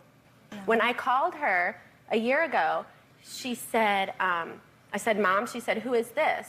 I said, your daughter, Carlin. She calls me back. I asked her for some photos. She called me back a couple of days later, said, Carlin, this is Jody. First of all, how did you get my number? After your daughter calls You're telling me this because why? That's not a normal response for a mom. Okay, I didn't ask you if it was normal or not. I asked you why you're telling me this. What is your desired result? My desired result is to just, I guess, just get an understanding of what did we do Now, to why are you deserve this? telling me this? Because I always want your opinion. Whenever something happens, I always want to know, what would Dr. Phil have to say about this? Like, this isn't normal for a mom to treat her kids this way. Okay, so you already know that it's not normal, so you don't need me to tell you that. You just want me to join you. I want to know if there's a mental problem or something going on. Okay. That's not the case. I don't have a mental problem. Well, if she is, it could be genetic. Possibly. So you could all be nutso. Well, then take the whole family. Well, we'll take you all out back. All right. Look, I'm here for a reason. And I want to know if it's fixable. Yes. Okay. It's fixable if you're fixable. If you're fixable, if you're fixable. If you decide that you're tired of being right and you want to be happy. All right, let's take a break. Mom thinks the real problem is that Carlin is just jealous of Alyssa, who she calls her shining star. We'll be right back.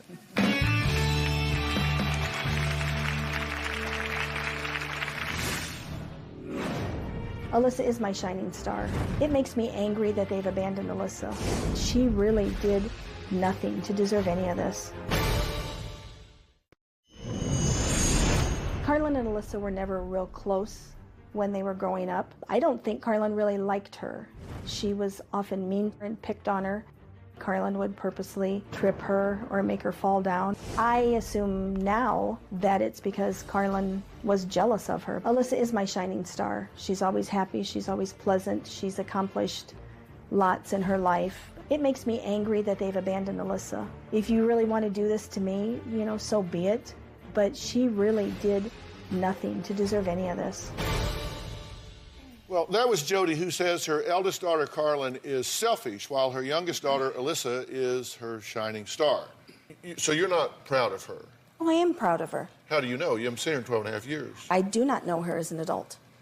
I know a few things about her from others, but How do you feel about that? Did you it ever breaks think? my heart. Did you ever think at this time in your life that you would be talking about your daughter and say, "I don't even know anything about her as an adult"? Absolutely not. We ask you all a lot of questions, Absolutely. and you've been very forthcoming.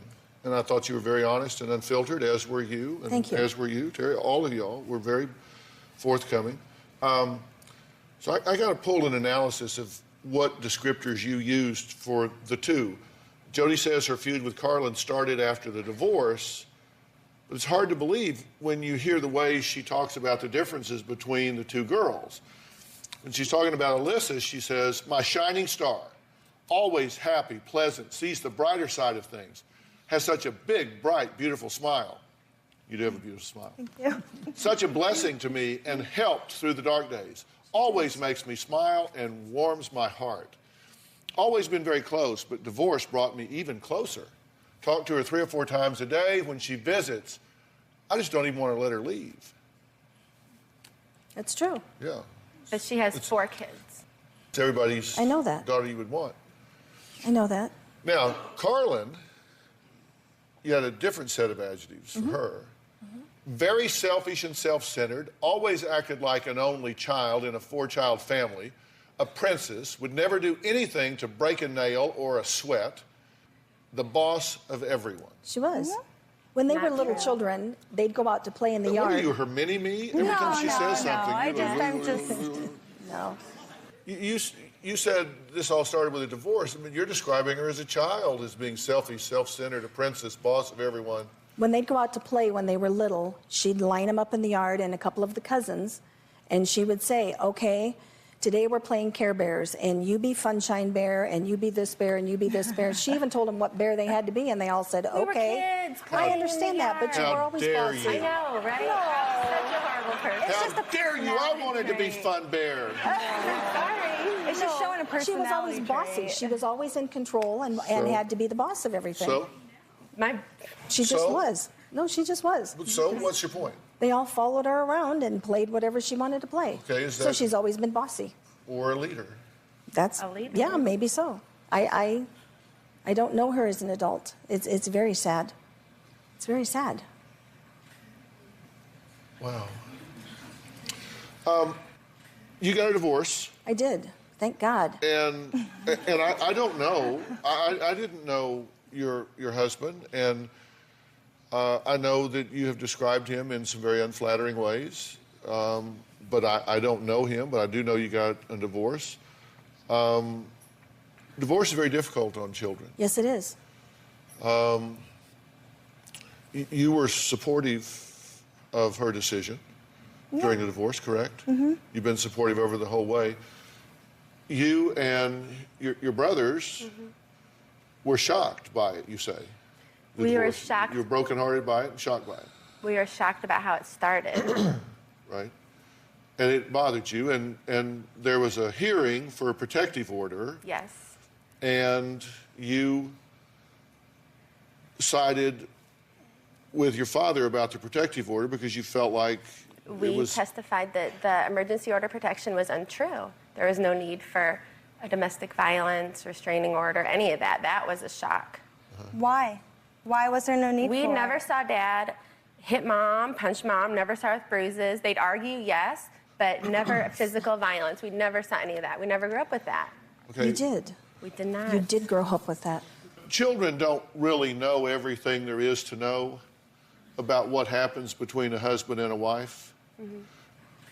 And so it's hard for them to make informed decisions. You don't know what she said to him or he said to her when you weren't around. You don't know what happened behind closed doors. You don't know everything that goes on in the interactions between a husband and wife. And oftentimes, that's by design. She Exactly. might protect you from some of that awareness. He might protect you from some of that awareness. So for you to pass judgment about that, you're uninformed, and it's unfair for you to do that, to sit in judgment about that, which it's also unfair. It's why I say adults should not drag children into adult issues. Exactly. You should not have children at the time getting up and testifying, taking positions, taking sides, weighing in on things of that nature. It's just not right to do. It's difficult enough for children to watch their family fragment without putting them into the battle zone and having them make decisions where they feel like if I side with one, I'm betraying the other. And it's interesting that the one that you seem to be happiest with was coincidentally the one that supported you. Correct. You can divorce your spouse. You don't divorce your kids. And I felt like she divorced all I of did not us. divorce you. You Carlin, had nothing you to used do to with it ask me, why do you stay married to him? Yes. You'd ask me that. You took your But you don't understand, that doesn't matter. She's a child. At the time, she's a child. And I have something else to say about protecting your children. If she's such a protector, when she first started dating Terry, we got into an argument, my mother and I. He stepped in. He threw me on the ground, grabbed my hair and grabbed my throat and threw me on the ground. She did nothing to protect me. That's not true. Is that because you went to punch him in the face and he was protecting himself? That is not true. All right, let's take a break. Up next, Jody says Carlin is the cause of all the family drama and has brainwashed her sons against her. Well, we're going to talk to one of those sons. He has a view, and we'll hear what it is when we come back.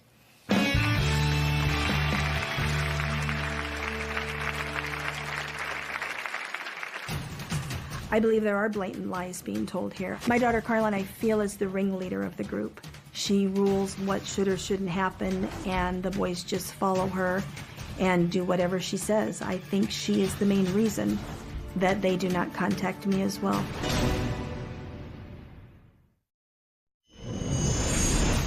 I was most upset about my mother making false allegations against my dad about physical abuse and emotional abuse.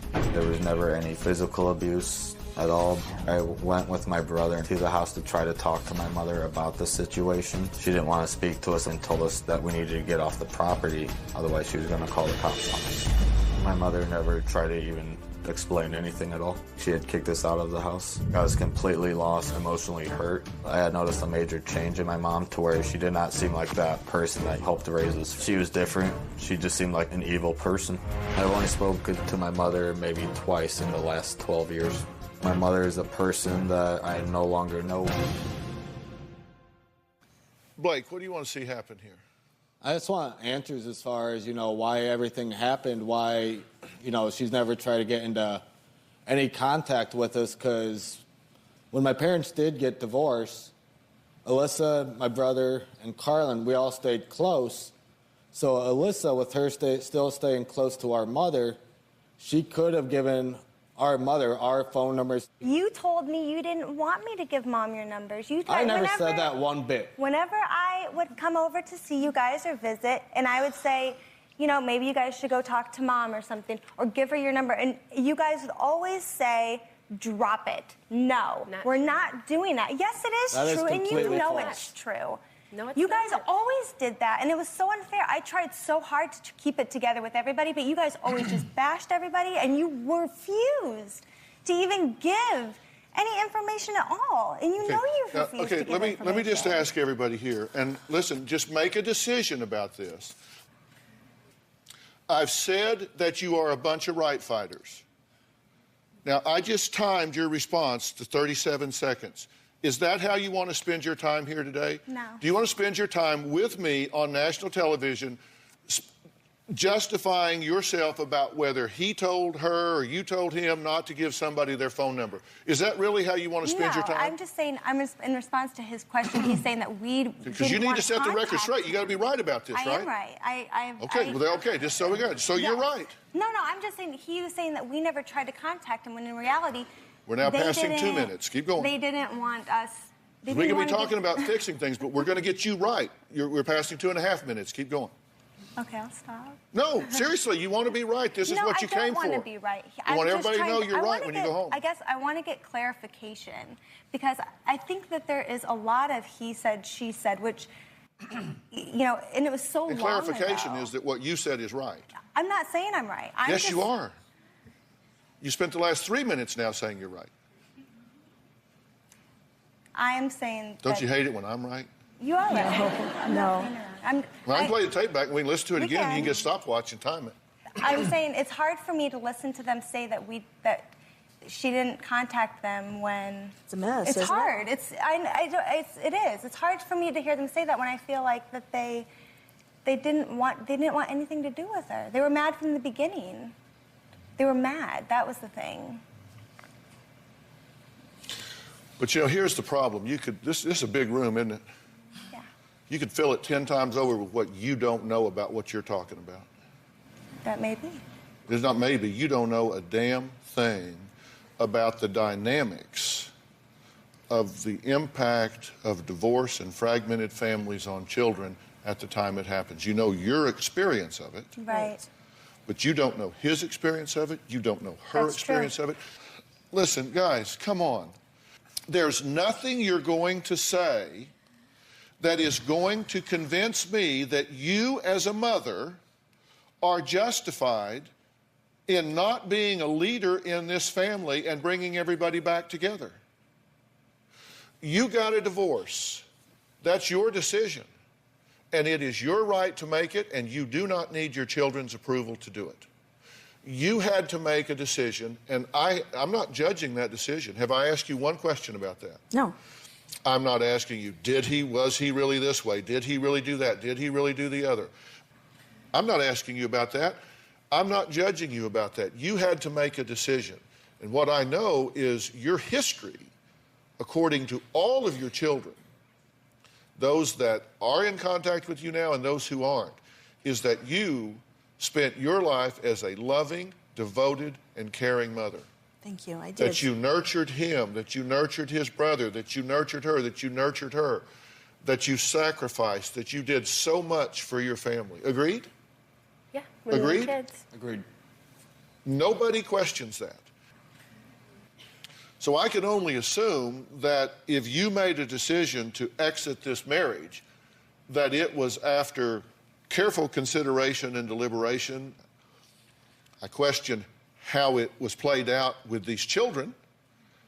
I question the fact that when they had a reaction to it, where they didn't side with you, agree with you, support you in it, that created a fracture that has gone on for 12 years.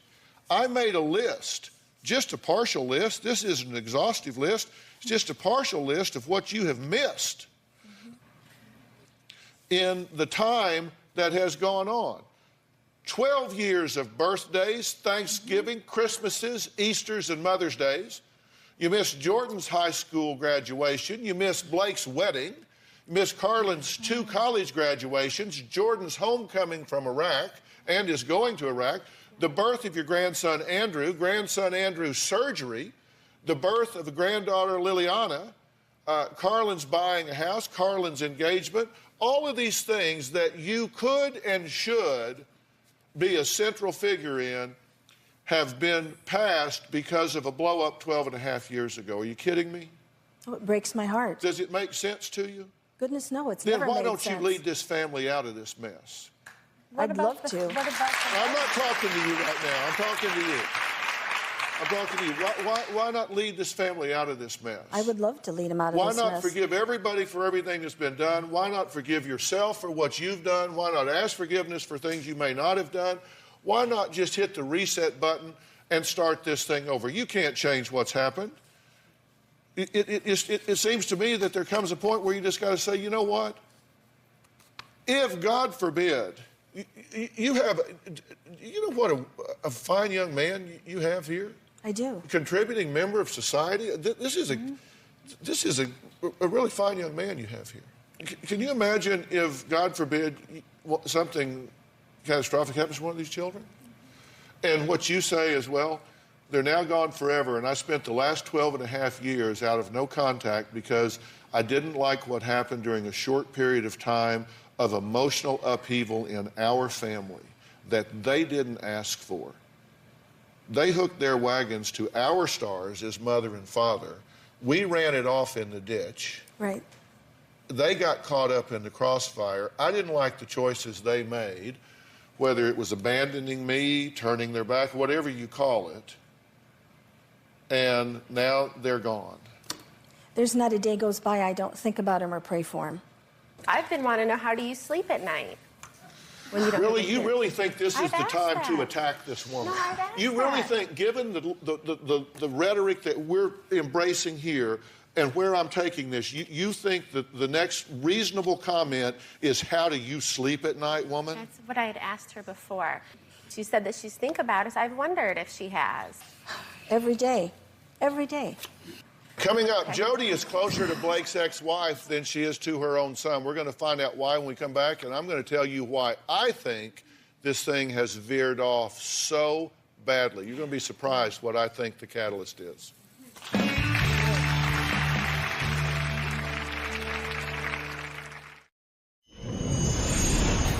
Even after all the incidents that occurred, even though Alyssa lived with Jody, we all kept in touch with Alyssa. I was very close to Alyssa. We were the two youngest of the kids. Blake invited both Jody and Alyssa at his wedding. He wanted his family there. I talked to Alyssa several times, and she gave me every excuse in the book. I explained to her my ultimatum: if you don't go to your brother's wedding, as much as it hurt me to say, I won't speak to you after this. I can't comprehend how you couldn't go to your own brother's wedding. Alyssa feels she's an only child because her brothers and sisters are trash. That hurt even more. That just cemented everything. For her to disown the rest of us, it's a slap in the face. I never thought they were trash. I never said that. I don't believe that. Yeah. So that's how he thinks. And it's sad. It's a shame. They've seen posts on Facebook. That's why that's why we believe that. We don't believe it for no reason. How's this going for you so far? Interesting. You know what's going to happen? Y'all are going to leave here in a few minutes, and you're going to all go backstage, and you may actually bond in standing against me, which would be okay. Because you can go backstage and say, well, that didn't go like I thought it was. I thought he was going to help us, and all he did was pick on us. Yeah, I'm trying to shake this up because you're on self-destruct here. Absolutely. You're absolutely on self-destruct. Do y'all believe in the power of language? You know what I mean when I say the power of language? Words are powerful, aren't they? And I listen to everything y'all say in your interviews. I read everything you say in your interviews. Everything. Every word. And a pattern jumped out at me. You guys have a way of using catastrophic language to describe non-catastrophic events. You're talking about it, you say, the straw that broke the camel's back. They went behind my back to steal me blind. I was devastated. You were devastated? I was devastated. You were just devastated. What is devastated? Is that where, like, your body parts fall off of you and you're laying it? Oh, come on. I'm serious. Devastated? They dropped off the face of the earth. My children dropped off the face of the earth. I hate it when that happens. The world's just turning around and people are just falling off of the earth. They're not my daughters anymore. Whose daughters are they? I didn't know there was a window to go to where you could say, I'm turning these in. I want a reissue here. I probably would have done it a few times if I thought you could. And you call myself an only child, turned her back on us. It's like putting your head in a piranha tank.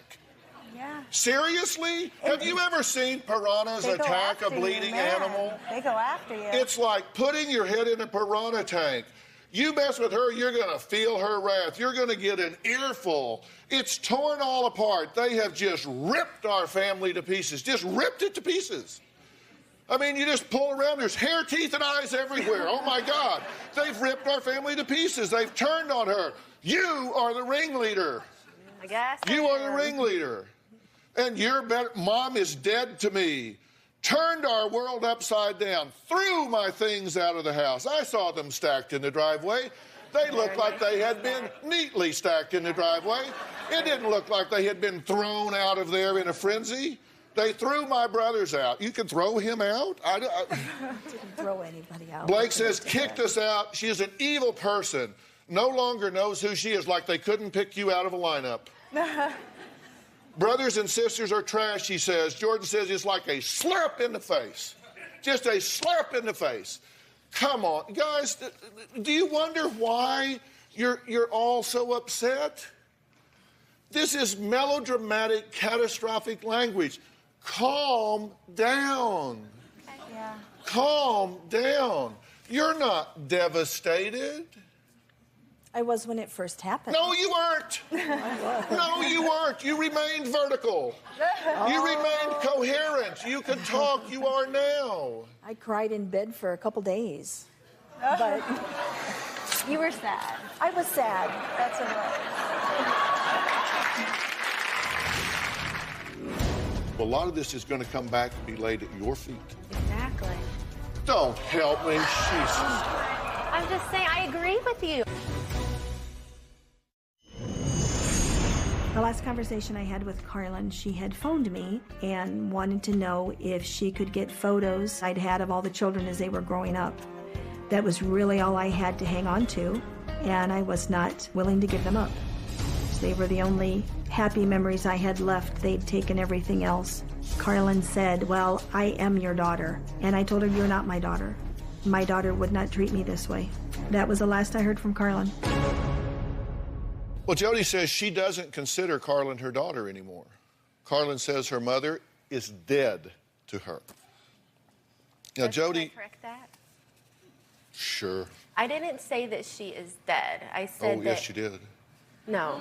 I said that it's like she's dead, but it's worse because she's not dead, but she doesn't care to be there for her kids. That's better? It's worse. I raised them alone for almost 10 years. I don't understand how this could have happened. I don't know how it went from not speaking. Does it matter? No, but I don't know how it got so because out let me of tell you, control. if you start taking inventory, you're not going to like it because you're the boss. You're the mother. You're the parent. You're the one that sets the tone, guides through the maze. So a lot of this is going to come back and be laid at your feet. Exactly. Don't help me, Jesus. I'm just saying, I agree with you. I agree with you. That's how it should be.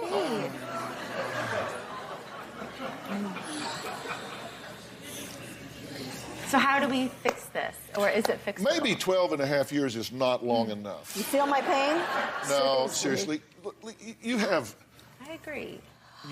really bad timing. Okay. You know, my dad used to tell me, boy, don't you ever miss a good chance to shut up. Okay? But you're saying how I feel. What you're saying is how I feel. My dad used to say, boy, don't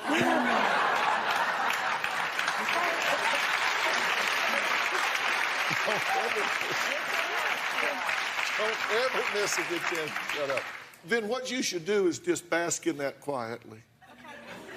What you want to do right now is stop talking. Okay. Okay? Because I'm trying to make some progress here and you're not helping. Every situation needs a hero. I don't know how this went from one day to a month to a year to 2, 3, 4. I don't know how it got so out of control. Please, can we start over?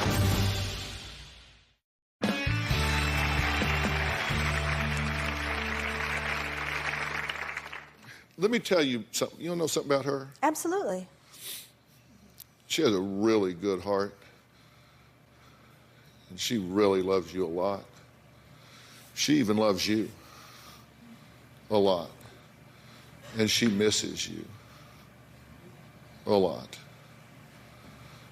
And there are parts of life that you can only share in a meaningful way with your own people. And extended family is very, very important when children are growing up. Mm-hmm. You know, to learn that somebody loves them besides just their mom and dad. Mm-hmm. You know, there's like grandparents and aunts and uncles that they can feel safe with. It's how they begin to expand their radius in life. It's how they learn, you know, that they can go further and do good things. And this guy that you guys are kind of demonizing down here, all he ever had the audacity to do was love your mother. He's not trying to be your dad. He just loves your mother. And, you know, I've just always had a soft spot for people that loved my children, my family. If somebody's good to my family, I always felt a kind of a kindness to people that were good to my family. And he's been a soft place for your mother to fall. He didn't ask for any of this. I am just asking you guys to hit a reset button here. Every situation needs a hero. that just says, look, I don't know how we got in this mess. I probably made some mistakes in the way that this unfolded. Perhaps I misread y'all's readiness for this divorce. Perhaps you got too involved in it. And maybe I got my feelings hurt and y'all got your feelings hurt. And I don't know where the first link in that chain was, but I know where the link is that I am now. And I'm extending an olive branch. I just want to love y'all and be loved by y'all. And you know how you do it? You start out by having some boundaries. You start out by saying, let's all get together in a public place where perhaps we'll have some inhibition to having a throwdown. And the boundary is we're not going to talk about anything that's happened. We're just going to be in the moment.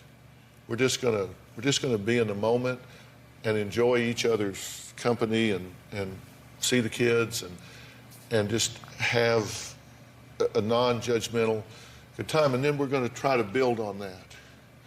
And I am more than happy to bring some professionals in here that can kind of unravel this ball of yarn behind closed doors for y'all, individually and collectively, to help bring some peace to this situation. Thank you. But it begins with somebody standing up and saying, this situation needs a hero, and since I'm the mom, it's going to be me.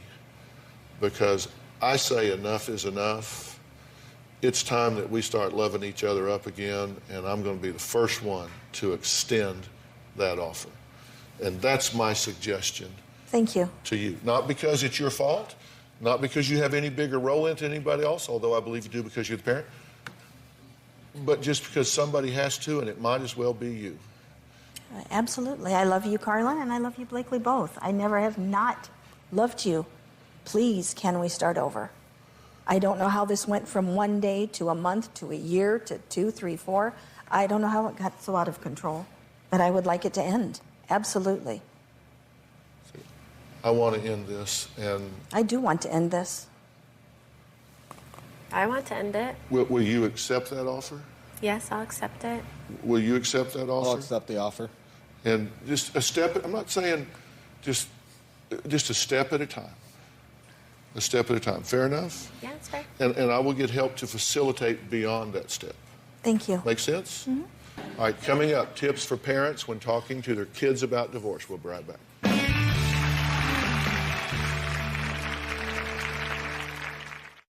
We've been talking about divorce, and I want to give you some tips about talking to your children if a divorce is imminent. First, you need to be as honest with them as possible, but you have to do it in an age-appropriate way. And I know that term gets used a lot, but it just really means you don't take them into concepts they don't understand. And you need to acknowledge their feelings. And so what are they? Well, they're going to be scared. They're going to be confused. And children always have a way of figuring out how things are their fault in some way. They might hear mom and dad arguing about money, for example, and you could be arguing about mortgage payments or something really big, but they'll go sit on their bed and say, wow, if I didn't need $11.80 for school pictures, maybe mom and dad wouldn't be getting a divorce. They do have a way of figuring out how it's their fault, so you have to acknowledge those feelings. Be fair when talking about the other parent. It doesn't help you if they don't have a relationship with their other parent. That will come back to haunt you. Let them know they didn't cause this in any way whatsoever. Tell them their parents love them, even though their feelings for each other may have changed. But let them know that both parents love them very, very much. I'll have more information about all this on drphil.com. I appreciate you guys being here today and talking about this, and I am going to provide some help and guidance after this, but take it a step at a time. It doesn't matter. In the final analysis, it doesn't matter who said what to who back when. What matters is where you go from here. Not even God can change what has happened. Right. What you need to focus on is where you are now and what will happen. So we'll be working on this. Thanks for being here. So long.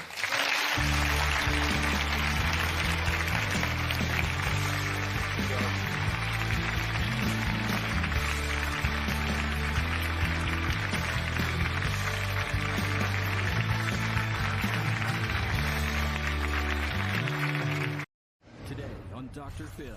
She made a big mistake. You moved your daughter's boyfriend into your house when she was 16?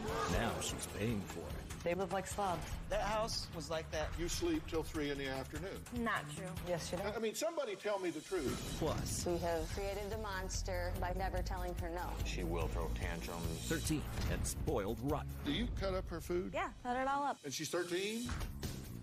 Let's do it. Why don't we stop all the drama, stop all the fighting, and let's go get you better. Here we go. Have a good show, everybody. If I can help get this family back on track, are you willing to do that? Ready, free, take. This is going to be a changing day in your life. Go, Dr. Phil.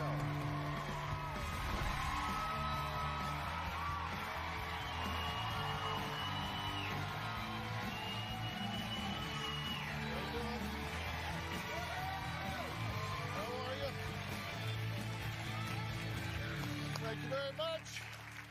All right, take a look at this charming suburban home. Looks great, right? The front door hides a secret, and inside, you'll find the real story.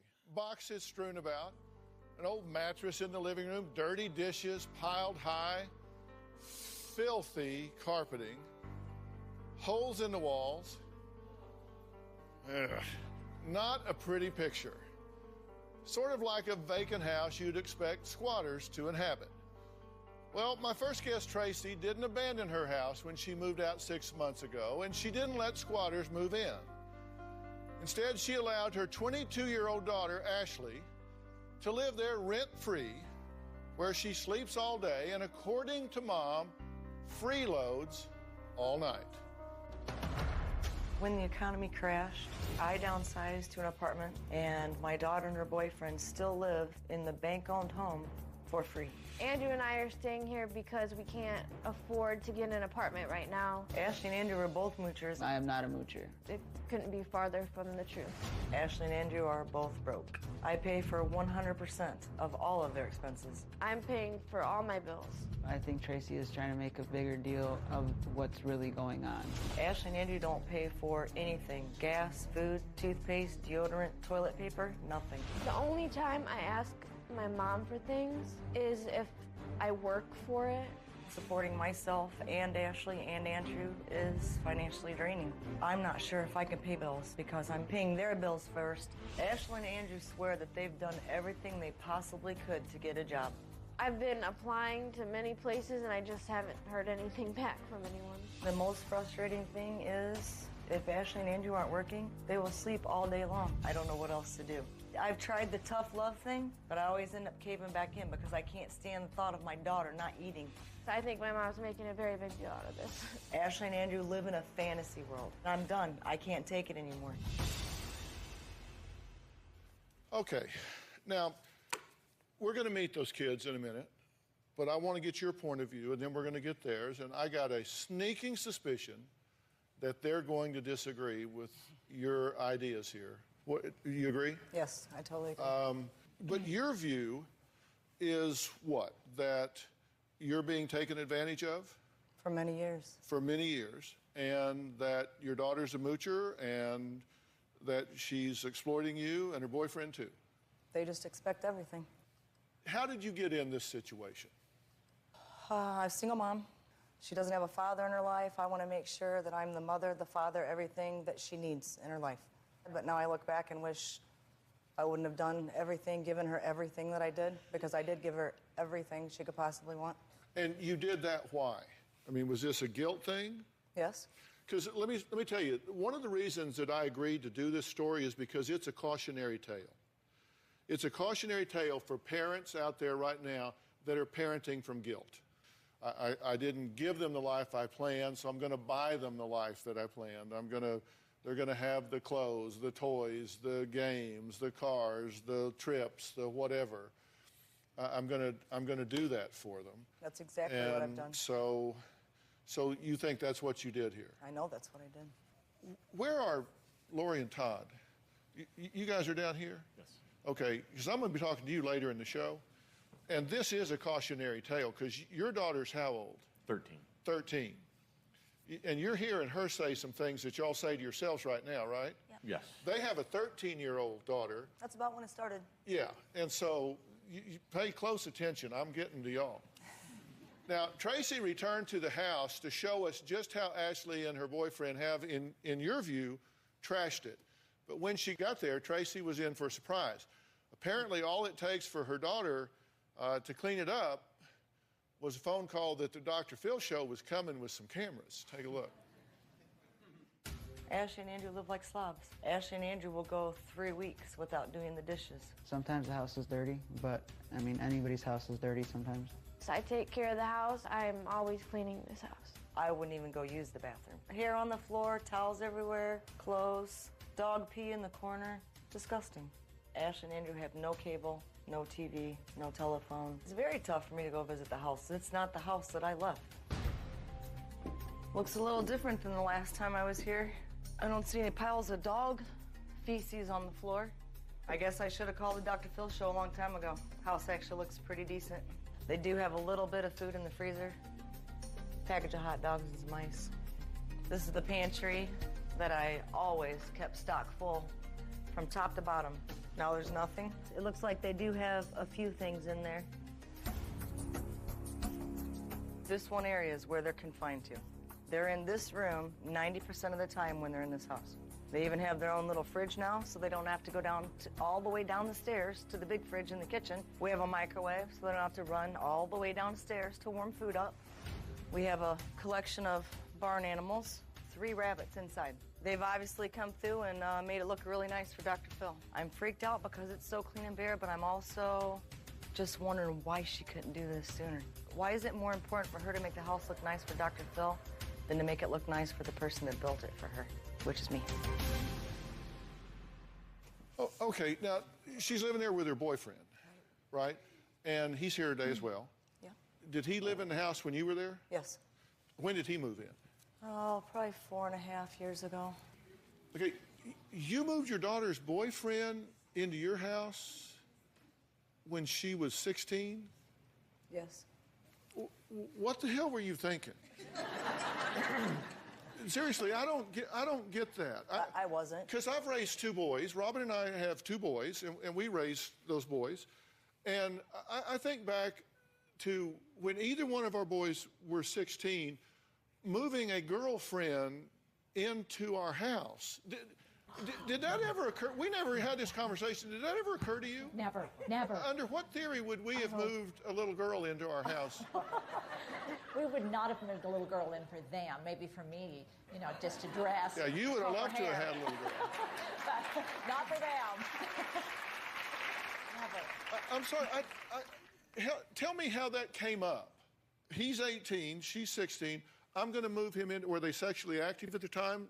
Obviously they were, but did you know they were? As far as I knew, no. He was at my house all the time. He had family issues. I was dealing with medical issues. I wasn't right.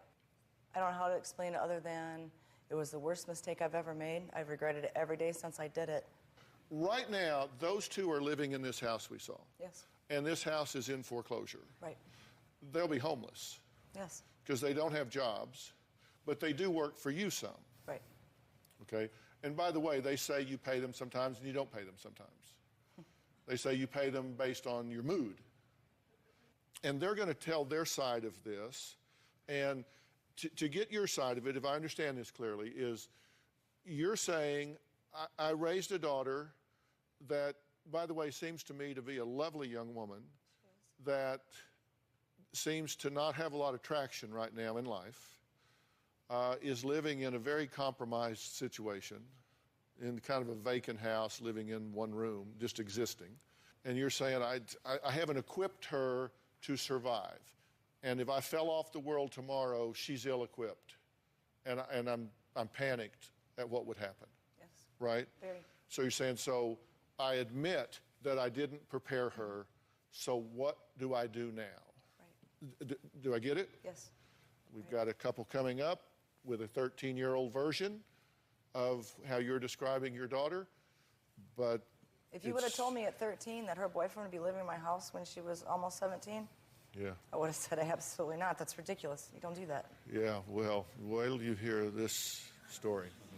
All right, next, Tracy's daughter says she's extremely offended that her mother thinks she's living off of her. Well, we're going to hear her side and her boyfriend's side when we come back.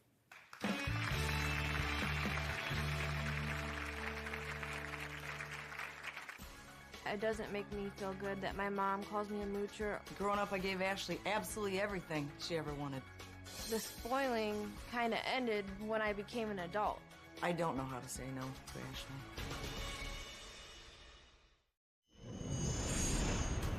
Ashley called me at 1:30 in the morning 3 days ago, woke me up and said, "Mom, I don't have any cigarettes. Can I come get $5 so I can get a pack of cigarettes?" And I lost it. I said, "Yeah, go ahead, come over." She walked in the door. I said, "Really? Is this seriously still happening? You're 22 years old, and you're gonna call me at 1:30 in the morning because you don't have money for cigarettes, and neither does your boyfriend." And I did give her the $5. Now, 1:30 in the morning, she's at your house. How did she get there? Drove the car that I paid for. Okay, where'd she get the gas? The money that I'd given her earlier that week for the gas. To put in the car that you paid for. Ashley says it's offensive that her mother feels this way, and she wants to tell her side of the story. Take a look at this. Ashley is a lazy, entitled moocher, and I've made her that way. It doesn't make me feel good that my mom calls me a moocher. Growing up, I gave Ashley absolutely everything she ever wanted. My mom did give me a lot of things when I was younger, but the spoiling kind of ended when I became an adult. I don't know how to say no to Ashley. My relationships have definitely been affected by the mooching. She always tries to blame her failed relationships on me. When you're in a relationship with somebody, you don't want your 22-year-old daughter calling you at 1 o'clock in the morning saying she needs $20 for gas. I don't believe how anyone could say that a child was the main reason for a breakup.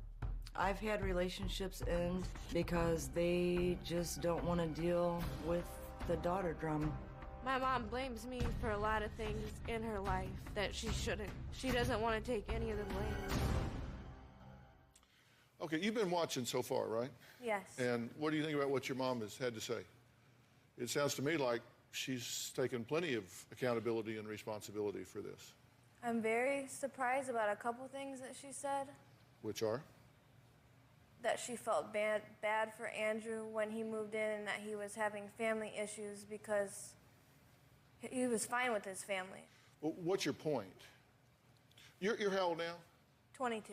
Does it seem, in retrospect, does it make sense to you for a 16-year-old girl to have her boyfriend move into her house?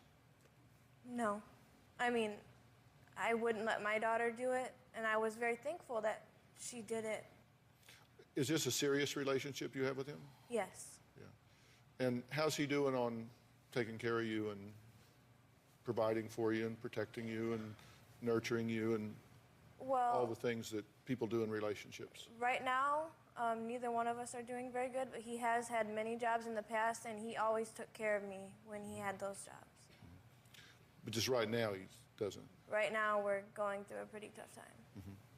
So how would you say your life is working for you overall right now? Life's hard for me right now. Yeah. Do you have a job? With my mom, part-time. Why do you work for your mother? She owns her own painting company, and Andrew and I are her only employees right now. She has had other employees in the past, but right now it's just us working for her. But why work for your mother? Why not just go out and get her a job? Well, that's what I'm trying to do. Well, see, my theory is that if you don't have a job, then your job is finding a job. Right. And like if you had a job, you would work 40 or 50 hours a week. You would like get up at 7 o'clock and you would shower and then you would go out and you would work all day long and then you would come home. And so you would be gone by 7 and you would be home by 6. And so if you don't have a job, you would spend all of that time looking for a job. So you'd get up, you would be showered at 7, you would be dressed, you'd be out the door, and you would be out looking for a job. And you would spend all day looking for a job, every day, all day looking for a job. Those are the people that find jobs. Do you do that? It's hard when you don't have a phone to call anyone, or you don't have gas in your car, or you don't have access to a computer all the time. So whenever I have access to those things, that's what I'm doing. So that would be no. My question to you was, do you get up every day and go look for a job every day? Where you knock on a door, you go to the mall, you go from store to store to store to store, you go to fast food alley and you knock on every door to door to door to door to door, or you go whatever. You go knock on doors in the neighborhood. Can I rake your leaves? Can I fix your fence? Can I work in your house? Can I do whatever? You go knock on every door till you get a job and you get paid. And I'm asking you, do you do that? And you say no. You gave me 5 excuses. Well, it's hard when you don't have a computer, you don't have a phone, you don't have gas for your car, you don't have this, you don't have that. And the answer is no, you don't. You sleep till 3 in the afternoon. True? Not true. Not true. Does she sleep till 3 in the afternoon? Yes, she does. I mean, somebody tell me the truth. Don't tell me she's sleeping till 3 in the afternoon. If she's not, don't tell me you are. And if you are, tell me the truth. The truth is, I don't know the last 6 months because I have not lived there. I have my own place now. But 6 months ago and before that, yes, if we were not working, they would not come out of the bedroom until sometimes 4 or 5 o'clock in the afternoon. And coming out of the bedroom doesn't mean that we're sleeping. That just means that we haven't came down to talk to you. Were people coming to your bedroom and knocking on a door to offer you jobs? No. So I'm saying, if you want a job, you have to get out because you can do what you need to do. Is there a day in the last month that you've looked for a job 10 hours a day? Not for 10 hours, no. 8 hours. 6, 5, 4. 6 hours, yeah. Where you've gone out and knocked on doors and interviewed for jobs. Applying for jobs on the internet, not out Yeah. for 6 hours. Yeah, the truth is that doesn't work. If you endorse her lifestyle, that's very sad. If you accept your lifestyle, your station in life right now, that's very sad. That's very sad. I would hope neither of you do that. There is a deadline looming. How much longer can Andrew and Ashley live like squatters in a foreclosed home? At any point, the bank could show up and say, you're out.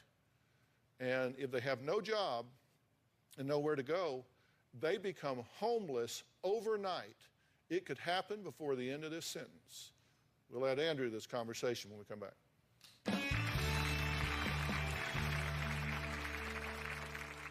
Andrew's just annoying.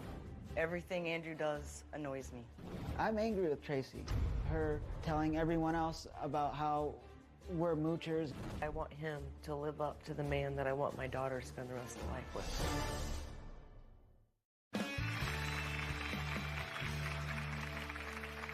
Well, we've been talking with Tracy, who admits that she spoiled her daughter Ashley when she was younger. She says she turned her into a lazy and entitled adult that she is today. Ashley disagrees with her mom. She says she and her boyfriend Andrew are struggling to make ends meet on her own. She says that's true, but she says, look, we're trying. It is tough out there right now. Everybody knows it's a tough job market and a tough economy, but it's not that we're not trying. Here's what Andrew has to say. Andrew's just annoying. Everything Andrew does annoys me. I hate the way he eats. I hate the way he walks. I hate the way he talks. He's just annoying. I'm angry with Tracy. Her telling everyone else about how we're moochers and we're this and we're that. Andrew has never mooched off of my mom. Andrew is always giving me everything that he could. I want him to live up to the man that I want my daughter to spend the rest of life with. She'll tell Ashley, oh, he's such a loser. She doesn't think that we should be together. Thanks for joining us. You've been watching everything, right? Yeah. What would you like to add to the conversation we're having so far? Just that Tracy seems like a lot of the stuff she had said isn't the truth at all. Well, clear it up. Sleeping till 3 o'clock, 4 o'clock. There was a point when we did do that. We've done that before. We've slept in. I look for jobs. She kind of made it sound like I've never had a job the whole time I've been living there, the whole time I've been dating Ashley. I have had a job. Okay, I've had about 6 jobs. I work in the summer most of the time. And you're 24. You've had 6 jobs. Why are y'all living in that house? Looks like squalor. Okay, that's another thing. That house was like that when she was living there. She contributed to the way that house looks now. Why are you living like that? That's not from the dogs. That's from someone that she brought over wearing their shoes all the time, tracking tar into the house.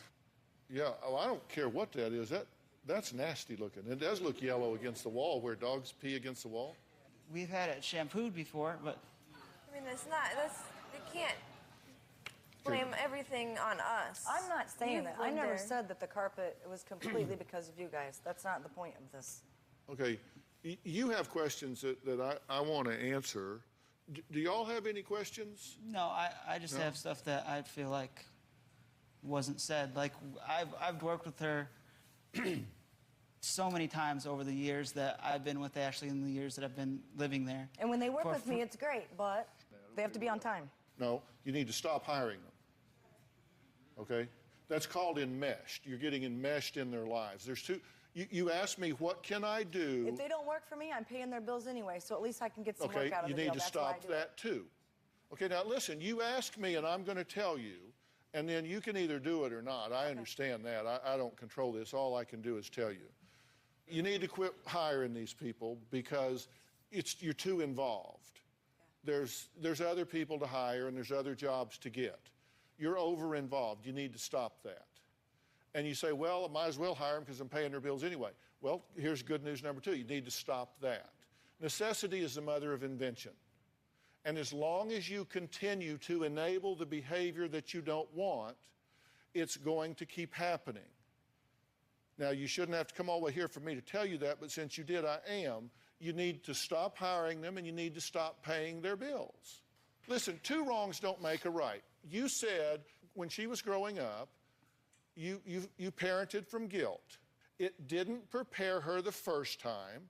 It isn't preparing her now. So stop doing that. Okay? Anybody that works for their mother, that's wrong. Yes. It is? Yes. Yeah, that's fine. Okay.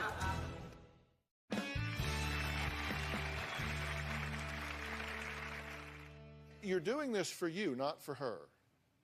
You're doing this because it lessens your anxiety. It lessens your guilt. You feel better. So you need to stop making yourself feel better at her expense. Can I say something? Not yet. Okay. So she can Okay? Okay. Do you get that? I do. So you need to stop hiring her and you need to stop paying her bills. 1 and 2. That's two key things. Okay, I'm sorry. Now, Go she ahead. said she pays 100% of my bills. That's not true. It's not true. We work for, a lot of times, we'll do jobs, and she'll say, okay, if you work real hard and get this done in this amount of time, you get it done fast, I'll pay you extra. Right, and I told them that. I'll pay you extra, and she doesn't. Really? 90% of the time she Really? won't. She'll say, I don't have that. I don't have the money. Who made your guys' car Okay, payments the last 2 months? Wait a Can I minute. ask? Wait a minute. Look, you're getting ready to spend 5 minutes of my life I can't get back. And this is why you shouldn't have them working for you. She'll owe us money sometimes where our bills are late for months and months. I have never, ever owed either Okay, one but of see, these this is two going to money. all be solved. See, this is going to all be solved. Really? But see, this is all solved. You see how much gets fixed by just number Can you please one? have them explain to me when did I borrow money? No, it from doesn't you matter. guys? However, see, you can't give me that 5 minutes back. See, this is that 5 minutes you can't give me back. I'm getting old. I need that 5. See, but this is, see, you see what's solved when you quit working together? Are you seeing a pattern here? And that's another thing. She likes to do stuff for Ashley just so she can hold it over her head, just so she can throw it in her face. Yeah, Just but like we're with the fixing car. that. With the car, she said when she first got it, it was for Ashley graduating. Okay, it was supposed to be, I'll put this money down for you for the car for graduating. I never told you And you had to then- get a job and make every payment, keep the job and keep your grades up? I didn't tell you that? She- You weren't she around, kept- so you she can't kept- testify to that. Okay, I y'all don't wasn't need me around. for this. Is there anything else that you wanted to get said? Yeah, I mean, I never had any problems with my family, ever. She Okay. said she felt sorry for me. I was living on my own with some friends. And But he didn't have problems with his I was family. going to her house a lot, and I would fall asleep sometimes, but sometimes I would leave. She's the one who said, he's here all the time, why doesn't he just move in? No, it wasn't. I said, oh, I guess that'll work if that's what Ashley wants. And that's what happened. Ashley wasn't begging her to let me move in. It didn't happen like that at all. If you listen to anything I'm saying, you either feed off this or you're going to take my advice because you are over-involved. Necessity is the mother of invention. Stop working these guys in your business. Stop doing it and stop paying the bills. You need to sever the financial ties here. Sever it. Have a relationship with your daughter as a daughter. Have no financial ties whatsoever. None. Zip. Zero. Nada. That. That's what I need help with. Well, it's real easy to not do something. It's harder to teach you to do something. You just don't do it. You learn how to say no, no, not going to do it. Stop asking, don't do it. Because I'm telling you something, every time you do it, you're doing it for you and at her expense. You said, I want her to learn to do for herself, then stop doing for her. You crippled her by spoiling her. So she entered the world without the skill sets necessary to do it. Don't do it again. It's not too late for her to learn. Are you going to stop hiring them? Yes, I am. Are you going to stop paying their bills? Yes, I am. Loaning them money, giving them money. You need to learn to say no. It's just that simple. They're able-bodied. They can make money. They can get jobs. But they won't as long as they don't have to. Right. Okay? It's just that simple. And you've got some guilt here that you need to deal with, and I will get you some help with that. I really will. I will get you some help with that. This will seem so clear to you in a very short period of time. You will look back and go, oh, my God. I already am doing that. Yeah, well, You're I saying hope so. that there's no anybody that works for their mother, that's wrong. She's not going to hire you two anymore. Yeah, I'm saying. That's what I'm saying. Okay, but you're saying that's wrong. That's wrong for us to work with. For us to work with her, it's wrong. Yes. It is? Yes. I don't understand why. I don't understand how that could be wrong. It's not important that she understands. It's important that she understands because she's the one that does the hiring. Yeah, that's fine. Okay, I won't work for her again now. Good. I mean... So then we're on the same page. You'll support me. You really shouldn't. We shouldn't work there. All right, when we come back, we're going to meet a mom and dad who are sitting down here watching their future flash before their eyes because they give in to their daughter's demands and say they've got a monster on their hands. This could potentially be even worse. We'll be right back.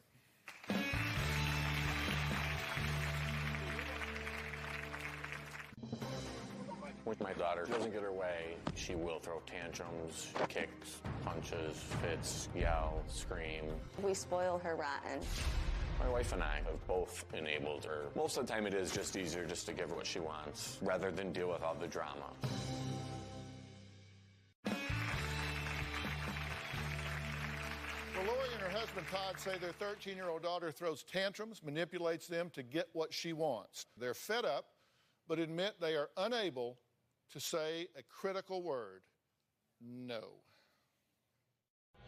My 13-year-old daughter's behavior has gotten so out of control that she controls the whole household. She actually rules everything we do. When she doesn't get her way, she will throw tantrums. Stop videotaping me. Oh, my God. Kicks, punches, fits, yell, scream. My daughter treats me like a doormat, orders me around. She'll always say, shut the frick up. Zero respect. My daughter is a total slob. Wherever my daughter sits, there's going to be a stash of chips, a couple drinks in every room. She never picks up after herself, never. She tells me that I can't force her to do any kind of chores because they have child labor laws and she will report me. We spoil her rotten. We have given her the iPad, the iPhone, Xbox 360, Wii's. For her birthday, she was only given $150 this year, and she told us we were cheap and selfish. She's never satisfied. Every time you get her one thing, she wants more. My wife and I have both enabled her. Most of the time it is just easier just to give her what she wants rather than deal with all the drama. We have created a monster by never telling her no. And she's had zero discipline. At this point, I don't have any answers. I don't know what to do with her. We are totally at our wits' end. Okay. Let me just say up front, I got some good news for you. Okay, I'm not here to throw y'all under the bus. You would fit nicely, but I'm not here to throw you under the bus because you need a solution, right? Yep. But you recognize you got a problem here. I have such a big Yes. problem. Right? Yeah, that's right. And you understand that every year older she gets, this is a serious problem. And it's going to get harder and harder to deal with. Yep. But yet you two didn't write into me. Nope. She did. This is your other daughter. This is your 18-year-old We thought daughter. it was crazy that she wrote into you. Yeah. Why did you write in? Because I go to college and I still live at home and I have to be the person around it all day. I'm affected. Now, why did she write in and you guys didn't? Because we were just planning on living that way, I guess, forever. Well, I mean- I believe that we try. We always try. There's not a day that goes by that I don't think that we try to do the right thing.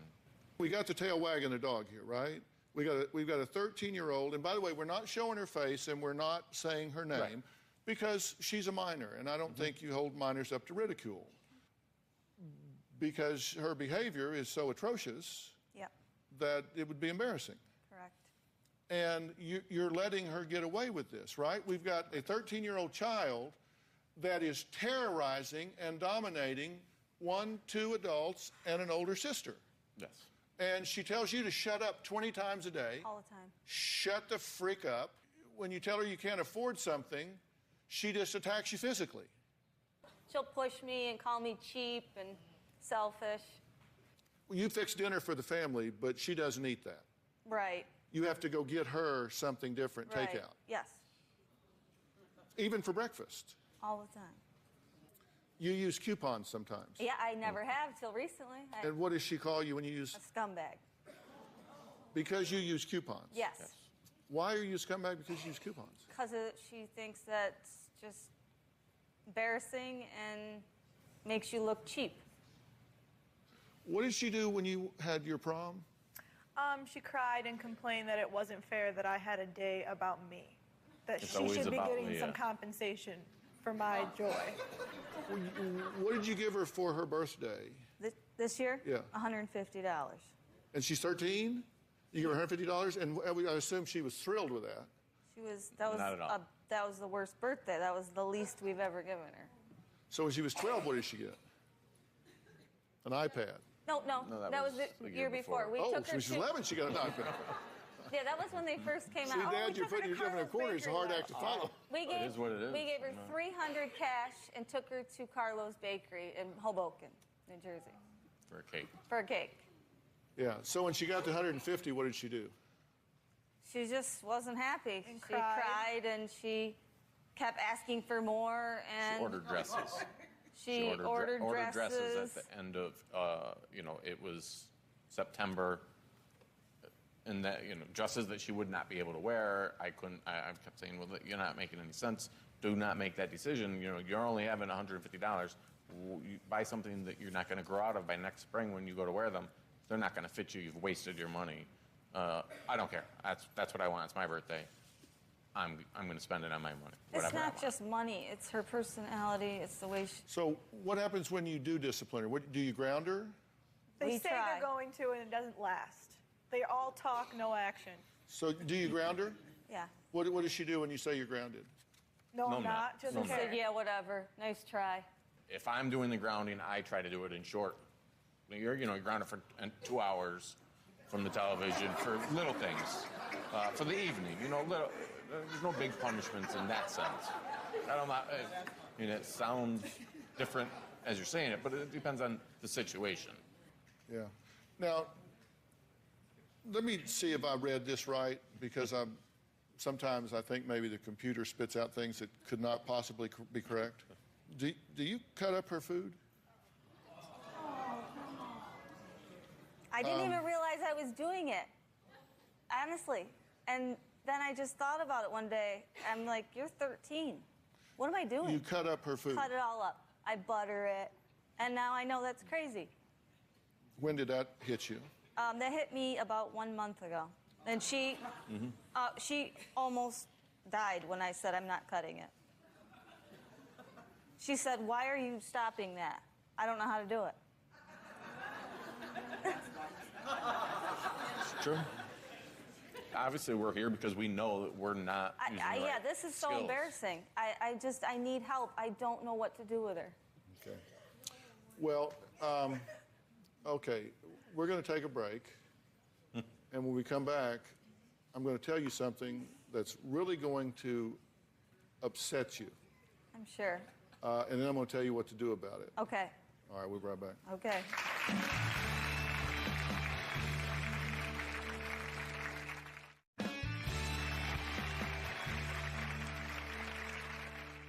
Now, I said there's something that's going to upset you, and I'll tell you what it is.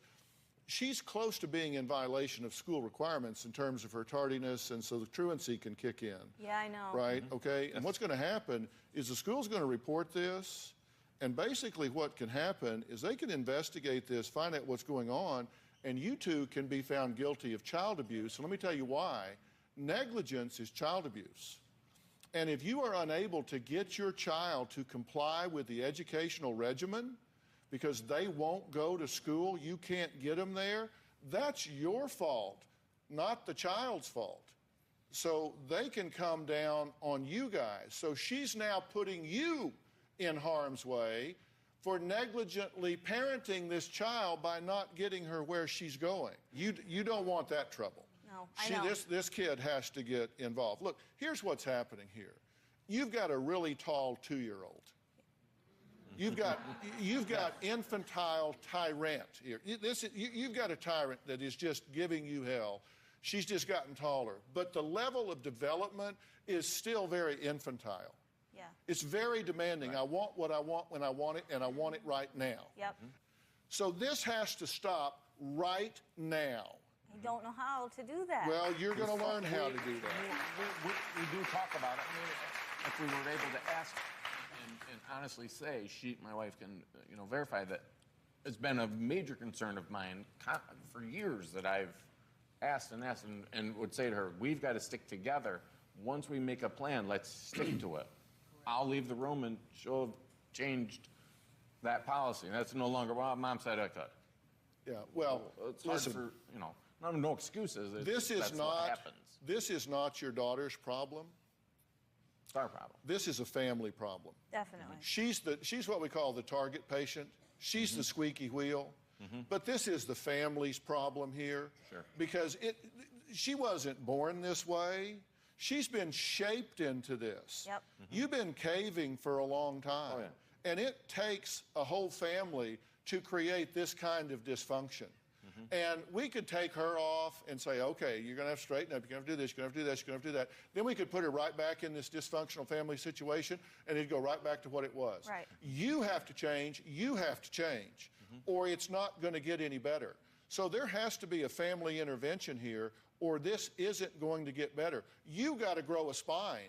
You've got to grow a spine, and you're going to have to do what I call some commando parenting. This girl's getting ready to go into shock. Yeah. Because you go back to basics. You strip this back to basics where she has a room with a bed and a towel for a shower. Now, you're not going to have to shave her head or whatever, but she's going to go back to basics, and she's going to learn that what she considers to be rights are, in fact, privileges that are earned by treating people with dignity and respect, doing different things in terms of chores, school, things of that nature. She's going to learn that she has to do these things properly, and you guys are going to have to follow a regimen, and it is very clear to me that you cannot do this on your own. So what I am going to do is I'm going to get a family therapist to get involved here and come into this home and get involved with everybody, and when you don't comply, your ass is mud. Okay? Okay. Now, I know. I'm on board. I want it. okay? Because I'm talking about bringing in Rambo here. I believe you. I do. Well, trust me, it's like me in a skirt. Oh. Okay? Because you are a big part of the problem. You are a big part of the problem. And if you don't change, she has no hope. I know. I believe you. I want the help.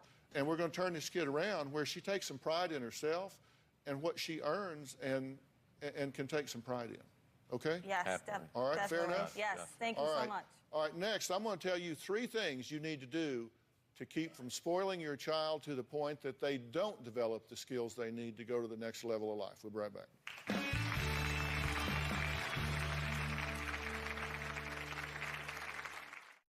Well, I want to thank all of our guests for coming here today. I said we're talking about cautionary tales. And, I've always said that we want to love our children. We all want to give them things that we didn't have. But there is a point at which that can get dysfunctional. So I said there were 3 things that I want you to focus on in preparing your child. Number 1, your child needs to experience mastery over the world. That means they need to see that they have the ability to make things happen. If I do A, I get B. That's a real empowering feeling. So that's terribly important.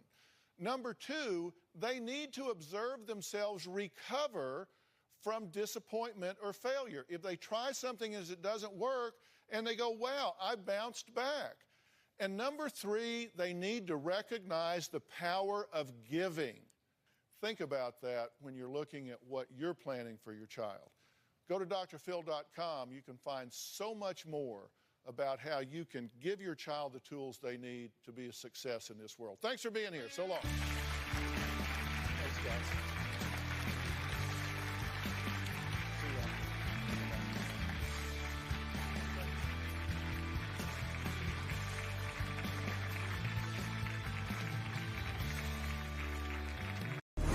Today on Dr. Phil.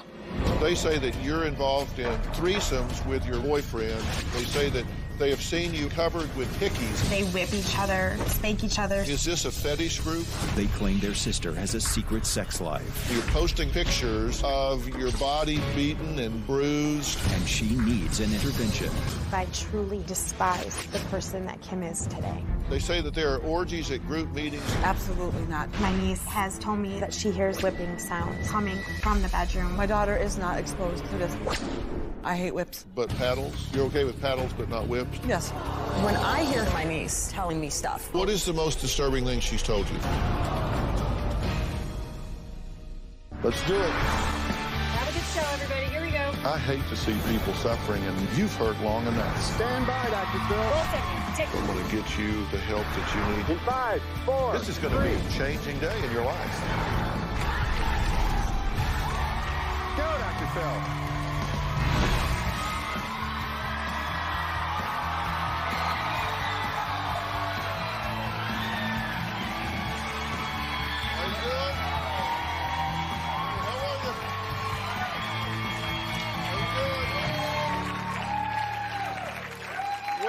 Bondage, whips, chains, domination. It seems more and more people are trying it, thanks to the book 50 Shades of Grey. But my guests Emily and Lori are turning 50 Shades of Red over their sister Kim's behavior. They say when their older sister lost 115 pounds, she lost her mind. They say she turned into a different person by joining a sex group that's into S&M. Now, Lori and Emily say it's time for a sister intervention because they are so worried, not because of her and just what she's doing, but because she has a 9-year-old daughter, and that this daughter is being taken around this kinky fetish group. Kim says not true. Take a look. I have 2 sisters. Kim is the oldest. My middle sister is Lori. I'm the youngest of the bunch. Kim was my idol. She was my best friend, the one I looked up to the most. Kim loved just being a mom, being a wife, having a family. But then about a year and a half ago, she had gastric bypass surgery and she lost well over 100 pounds. And she changed into a whole different person that I don't even recognize anymore. Kim filed for divorce and joined a group for parents that are going through a divorce. I found out that this is not a divorce group that Kim's in. It is a sex group.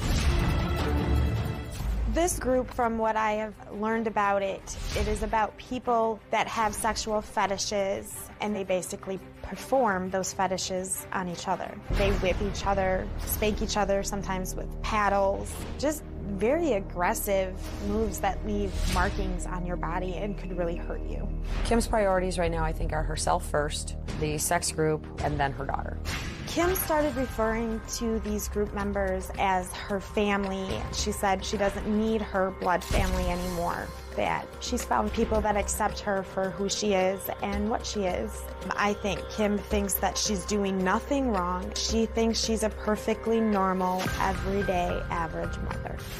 I still love Kim very, very much because she's my sister, but I truly hate and fear and despise the person that Kim is today. I just wish that the three of us, meaning Kim, Lori, and myself, that we could just go out and be sisters. Doing this interview, going through some of the pictures of all of us when we were together, I just wanted to jump into the photograph and go back to that time. I miss it. But Kim says when she lost weight, she gained a newfound confidence. She says she is the happiest that she has ever been. And she wants to know why her sisters are judging her and not supporting her. Take a look. Life before gastric bypass surgery was unhealthy, tiring. It was dark, not about me at all. Now my life is awesome, other than the drama with my sisters, especially with Emily. Emily does think everything I'm about is sexual, and that is all I care about in my life, and that is far, far, far from the truth. The group I am in is not a sex group. The group is a support group because it's a place for me to go where I'm free, where I'm not judged, where I'm just me. I didn't tell my family because I didn't need them to know about that. It wasn't because I was ashamed, but because I was in this journey of trying to find my own niche in the world and trying to do something for myself. I don't look at myself as being part of a group. It's my friends. We gather. It's really no different than a church group gathering to have a picnic. Now that I'm so happy, I have no support from my sisters. With Emily, I feel that because we were so close and did everything together, maybe she felt I was pushing her out of my life. With Lori, I find it most annoying because Lori had gastric bypass surgery the year before I did. She knows what it's like to learn about yourself, to put yourself out there, and it makes me angry that she's not supportive of that. I'm not willing to quit the group. I'm not willing to give up anybody that's in my life. I'm not willing to make any changes in my life to have a relationship with my sisters. Okay, now, let me ask you two. You think she's just gone over the high side? Yes. Just gone crazy? Yes. And you've tried to talk to her about this before. You've tried to intervene.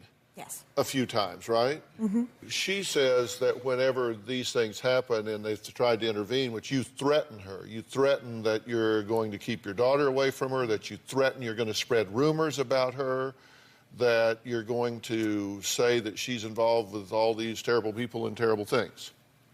I would say that that's completely opposite. I have threatened to not allow my daughter around her, but I have not threatened to spread rumors. If anything, I've been the one against any talking behind people's backs and things like that. Somebody's lying. Okay, this drives me crazy. You guys are here for what? Tell me why we're all here today. I'm here for my niece. I don't care what Kim does behind closed doors. That's her business. What I care about is how it's affecting my niece and the things that she says. If it wasn't for my niece, I doubt we'd even talk, to be honest. All right, so you're here out of concern for the child? Correct. Well, let me put my hand up on that because I always look to see what's going on with children, and it seems like this is pretty chaotic at this level. I don't know about her. We'll talk about that in a minute. Why are you here? Mainly because of the things that her daughter has told me. She has told me that laying out on the couch in the living room, she could hear my sister having sex and that she's had to put her head into the couch cushion to drown out the noises. Well, that's a lot more fabricated than the first time I heard that. That's exactly what The first time I was told that she said she heard noises coming from the room, that was a lot more detail to that one. Yeah? Yeah. What's the implication? You're saying she's making the story up? It's definitely been added to since I've heard it the last 150 times. I asked your daughter what she thought they were doing in there, and she looked at me and said, "Emmy, you know what they're doing. And I said, how do you know? Because I can hear it. And the door is locked, and I can't get in. My door's never been locked, my daughter. I have text messages proving that you do lock it from you. My door was locked when we were getting dressed in the morning. That was it. My door has never been locked. I don't even lock my front door. So your door has been locked. It's when you're changing clothes Correct. or whatever. Correct. When we were changing. My door has never been locked to my daughter. My daughter's never been locked out. Okay.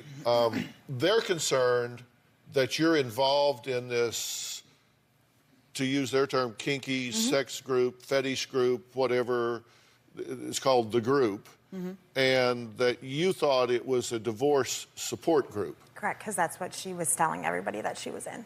But it's not a divorce support group. No, and I never came across it that way. When I explained where I was going, I said I was going to group. That's how I refer it. It is a support group for me.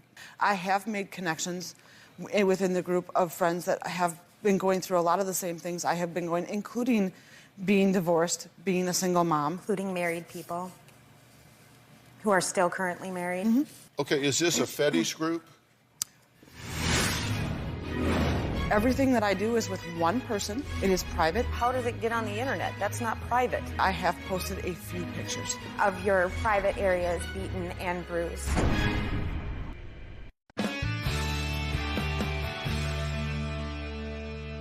Okay, is this a fetish group?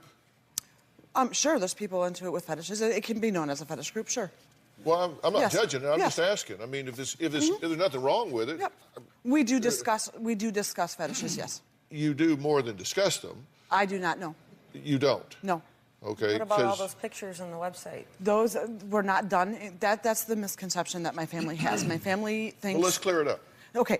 They think that I'm going to group, and at group, all this is done in public, all this is done in front of group and everything else. It is not. I have a few friends within the group that I do a few things with. Everything that I do is with one person. It is private. I do not I don't participate care what in you group do. events. How does it get on the internet? That's not private. I do have a personal profile in which I have posted a few pictures. A few? A few. Because I have like 58 of them on my computer at home of your private areas beaten and bruised, saying this is what happens when you text and drive. Yep.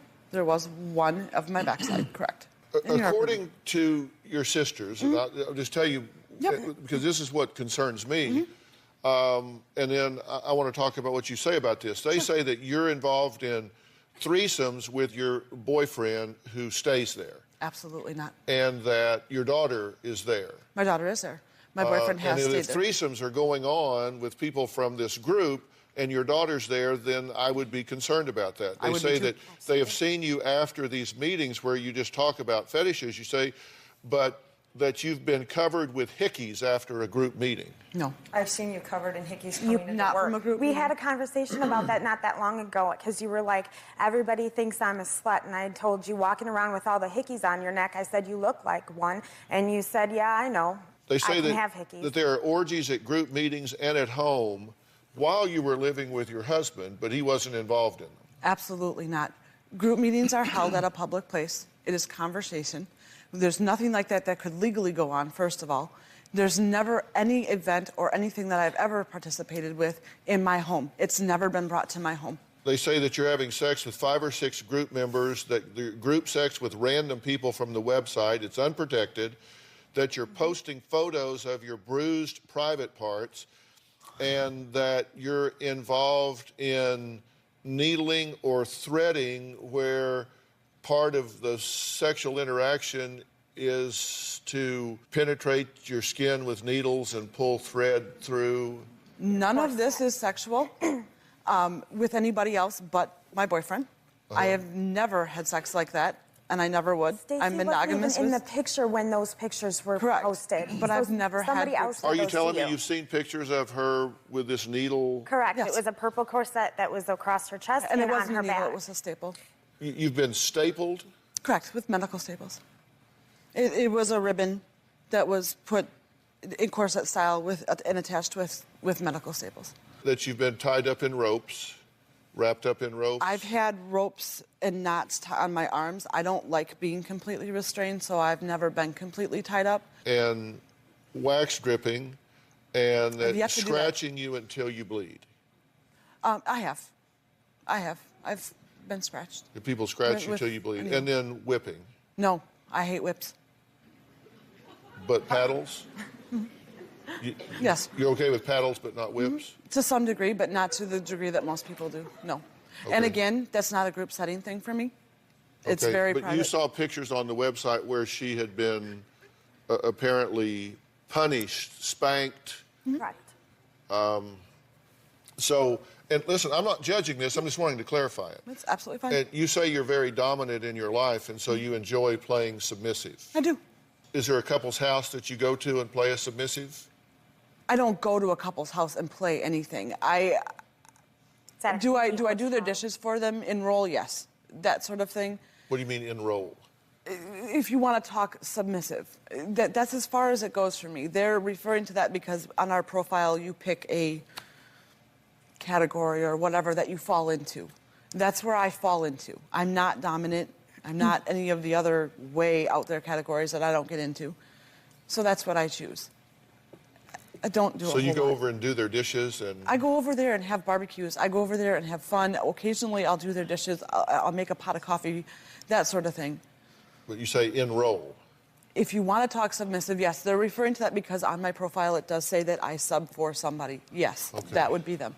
Your concern is that many of these things that we've just talked about, some of which she agrees with, some of which she characterizes differently, are going on in the presence of and around her daughter. That's correct. I don't understand why she's so concerned about her niece. She's never really been active in her niece's life before. I mean, I'm glad that she does take up part I'm in not it, allowed but- to be around her without supervision. Which is what you've told me, because she took her on a horse without a helmet because you sent one with that was way too small for her head. We just literally walked around with my niece on the horse. And since then, that's been her only thing. I'm too dangerous to be around without her being supervised. So I see her when my parents have her. If, you know, Emily, we go to the races, I'll join up and visit with my niece. And you guys work in the same office? We do. Yep. All right, coming up, Emily says Kim's daughter was missing for 5 hours and the police were called to start a search. How did Kim lose her daughter? Did she lose her daughter? Is this much ado about nothing? We'll talk about that when we come back.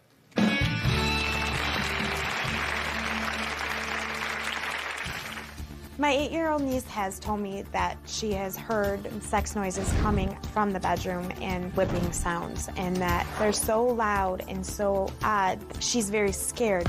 I am so angry at my sister. How can a mother do this to their child? I want my sisters to get off my back. They have no idea what they're talking about when it comes to my life and the way I live it. I definitely think that this has become Emily's obsession. She's gone off the deep end. Emily started sending me some hateful texts. I've been a whore, a horrible mom. Some days it's an all-day thing from sunup until sundown. Since June, I have 1,212 texts from Emily. I feel like I am under attack.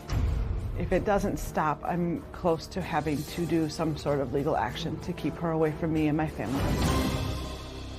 Okay, Kim says she is sick of her younger sisters butting in to her new, skinny, sexy, and happy life. She says she's happier than she's ever been. Why can't they just be happy for her?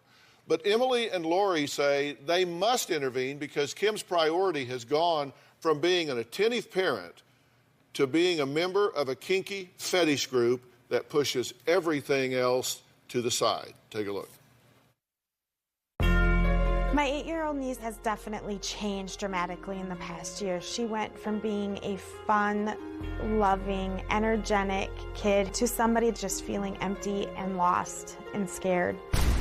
My niece sleeps out in a living room and has told me that she has heard sex noises coming from the bedroom, and they're so loud and so odd that she has had to put her head into the couch cushion to drown out the noises. And she even told me that she hears whipping sounds and that she's very scared because she doesn't understand fully if her mother's in pain or if she's being hurt.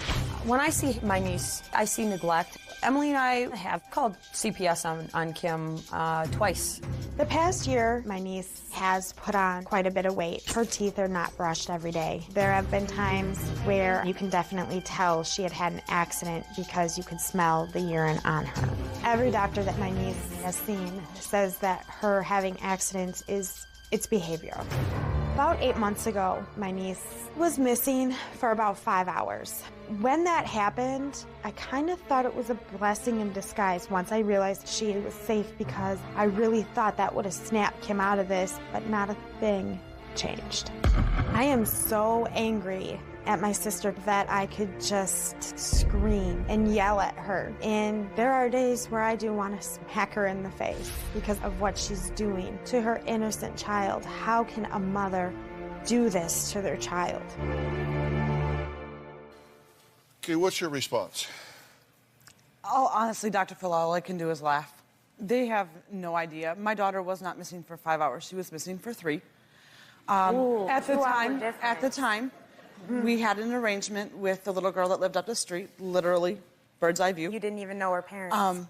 I did know her parents. No, you couldn't tell the cop one single friend's name or number. They Didn't asked know where you the if one her where friend she was at, where they lived. The deal was Right, that I 'cause would you watch watched her your walk child. up. Once she got into the driveway, the other parent would then take them in. If they weren't home, she would walk back down. I watched her walk to the driveway. I went back in the house. I neglected to watch her walk all the way to the door. Then you would have That noticed friend that was her not parents home. weren't home. She proceeded up the street another 2 houses and went to another friend's house. And that's where she was. The mother brought her home 3 hours later. No, Haley walked home because I was there when she walked home. She was dropped off. No, They I was brought there her with home. the cop. When did you discover that you didn't know where she was? Well, we went to get her. We went to pick her up on our way out of town, and she wasn't at that person's house that she was supposed to be at. Nobody was home. They were at a football game. Yeah, they were at a So she football never game. even So made she never it to that came back house. home. She went up the street 2 more houses to another friend's house rather than Don't most turn around parents and come take home. their children to the house to make sure it's okay with the parents that they play? Because we had an agreement with the parents that if they weren't You didn't home, even they know their wouldn't come name. out. And you, when the cop asked you to the address, you're like, I'm not sure. All I know is it's up over there. No, I knew the first person's. I did not No, know where she you ended up. didn't. Okay, are you, and again, listen, people have sexual preferences. It's whatever. In my view, as long as nobody is hurt, people are willing, consenting adults, then it's none of my business what somebody does. I don't judge it, good, bad, indifferent. It's none of my business. What I am concerned about is if you know anything about the people that you're dealing with, and if, in fact, your daughter is being exposed to any of this behavior, which, in my opinion, would be hugely inappropriate. Absolutely. And I would take a lie detector test right here, right now. My daughter has never been exposed in any way, shape, or And I form. would take one Nothing that has she's being ever hit. been in my home. I don't bring it to my home. What about the night that I had? You say no, so this group doesn't meet at your house. Absolutely you not. go meet I've somewhere been else. there. Correct. Nobody from the group ever is around your daughter. Correct. And your boyfriend's a member of the Correct, group. but nothing is done in our home, ever. But do you take your daughter to group events? Absolutely not. Because according to your sisters, you bring your daughter to group stuff if it's on weekdays. And I don't go anywhere on weekdays. I might meet with my group once a month. That's if I go to the monthly meeting. How do you know that she goes That's to what I would really love to know. Because on the website, where she checks in and where the meetings are and stuff like that. Yeah, you look at it where the says- meetings are, but that doesn't and have then any it says idea that where I'm she's going. And then my parents watch her daughter when she goes, and they tell me where she's My going. parents do have her a lot. A lot. No, they don't. Is Emily out to get you? Absolutely. I've called her a bitch. I've called her crazy. Are you obsessed with her life and what she's doing to the point that it's disrupting your own?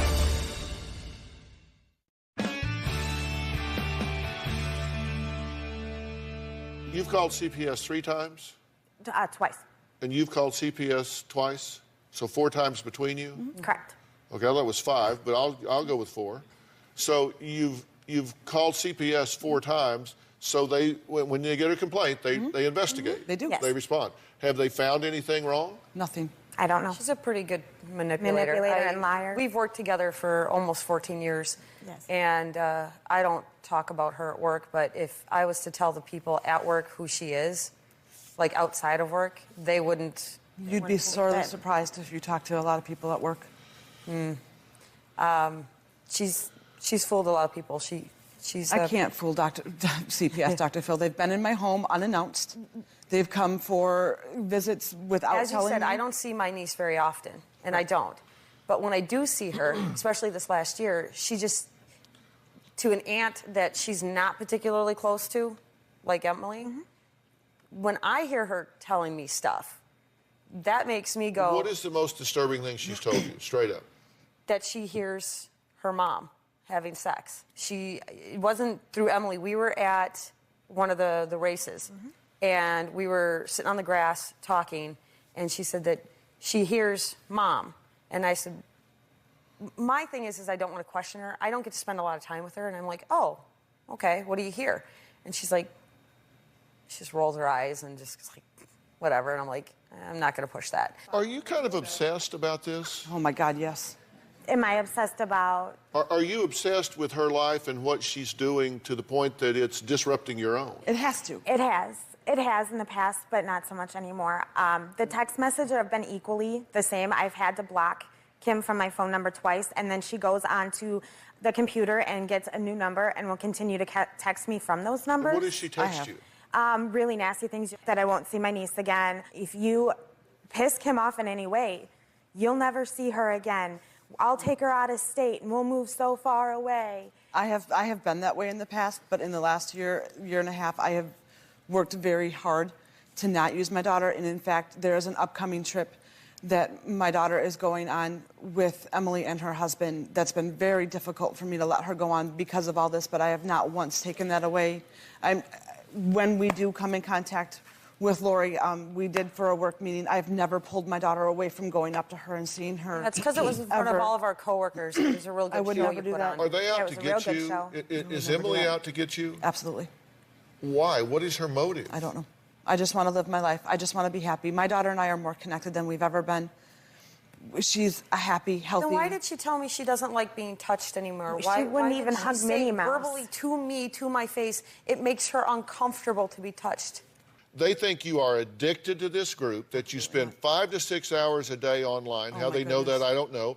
But they say you spend 5 to 6 hours a day online. You're posting up all of these pictures of your body beaten and bruised and in different compromising poses and evidencing involvement in this fetish behavior, that you've posted pictures of bruised private areas, that you've had sex parties at your home while you were living with your husband and your daughter was there.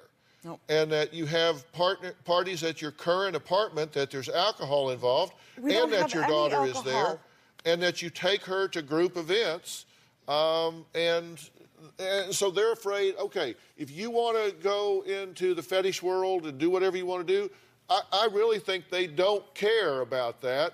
Good on you. Oh, Emily most definitely does. But I think they're saying if you're involving your daughter, their niece, then they're concerned about it. My daughter is not exposed to this at all. And alcohol, I can't. You drink more alcohol in a day than I drink in a year. I can't. Oh man, She doesn't have a child. Emily, I do think that you're a little bit more wrapped up in.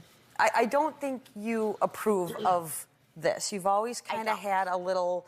But, you know, that's not my style. I don't approve of it, which is fine. But my take on it is who cares what she does behind closed doors? And you know I've always felt that way. Yes, I absolutely. Really don't She's care. always been respectful of my private life. Always. The reason I got brought into this is because a niece I don't see often, a niece that doesn't know me too well, has said this stuff to me without her around.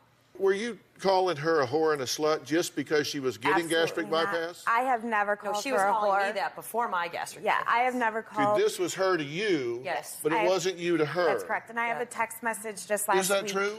I've never called you. You know what, Dr. Phil, over the years, we've slashed names and everything else. I don't recall that, but I'm not going to say I didn't. Is this disrupting your marriage? It has. Because you're so focused on her? Not so much that, because of the amount of arguments that we've had via phone and via text. Because, yes, I have sent Kim a lot of texts, but she has sent the exact same amount to me, and they have all been mean and nasty, just like mine. I have called her names before, but the word whore and slut never came. In fact, I just texted you a couple weeks ago. What do you call her? I've called her a bitch. I've called her crazy. I've called her psychotic. And that it's not the right way to handle it, and I know it. Yeah, neurotic. Disgusting. Disgusting. Yeah, I won't deny that. I probably All right, have. let's take a break. Coming up, Ken's soon-to-be ex-husband says, look, Emily is just vindictive. He's going to tell us why when we come back.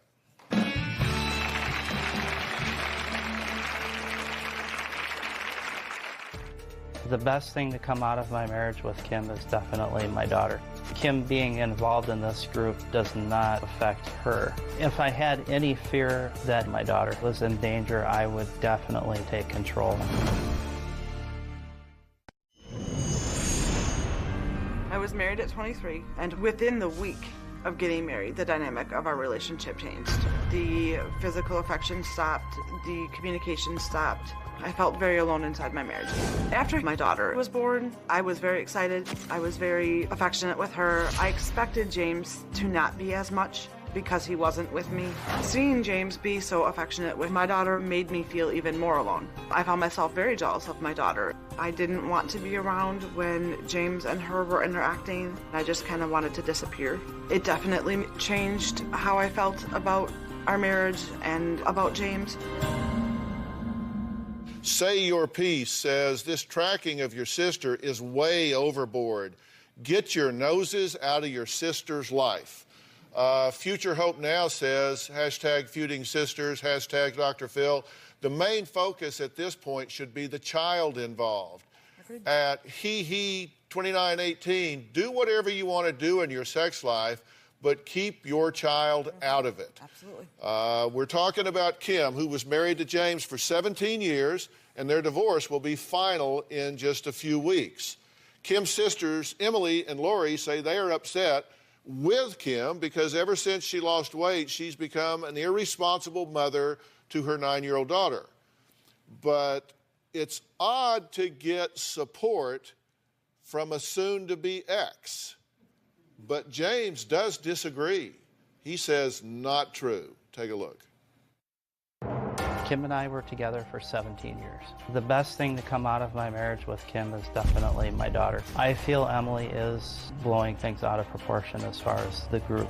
Kim being involved in this group does not affect my daughter as far as being hurt or unsafe or anything like that. Kim is a good mom.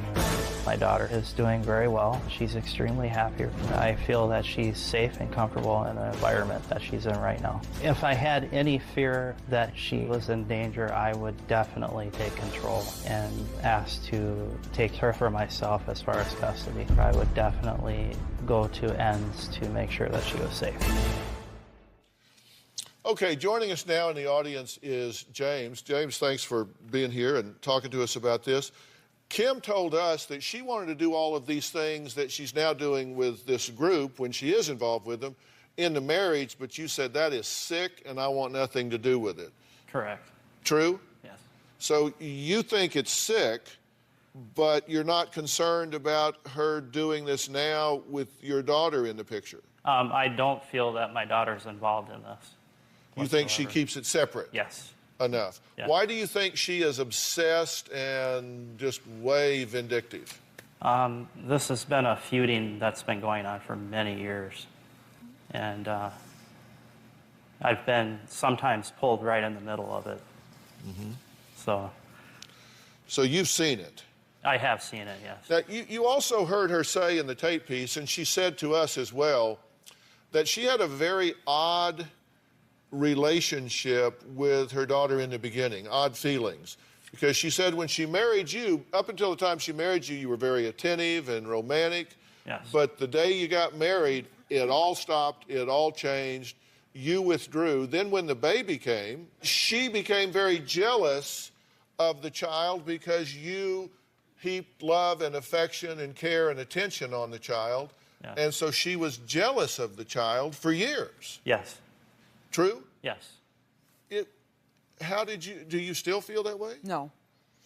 I turned that into being happy for my daughter, that he could have gone the other way because of how he was raised, and that she could have been void of that. And I was very happy that she was able to get that from her dad, because we had a very loving, very affectionate father that meant a lot to me, and I'm very, very happy that my daughter was able to get that out of him. Yeah.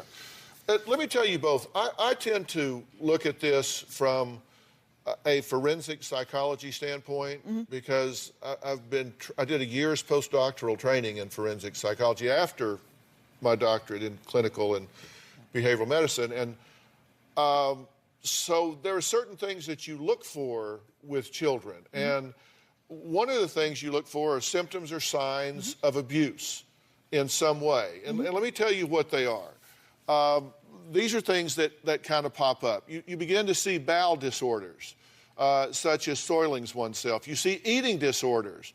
It can be anorexia, bulimia, or weight gain, substantial weight gain. You see genital or rectal symptoms such as pain during a bowel movement or something of that nature, urination or vaginal itch or discharge, repeated headaches, sleep problems, stomach aches, vague complaints. You begin to see some of these things. And then behaviorally, you begin to see they display disruptive behaviors, such as if they're old enough, using alcohol or street drugs or engaging in high-risk sexual behaviors. They might start doing poorly in school. They have excessive fears.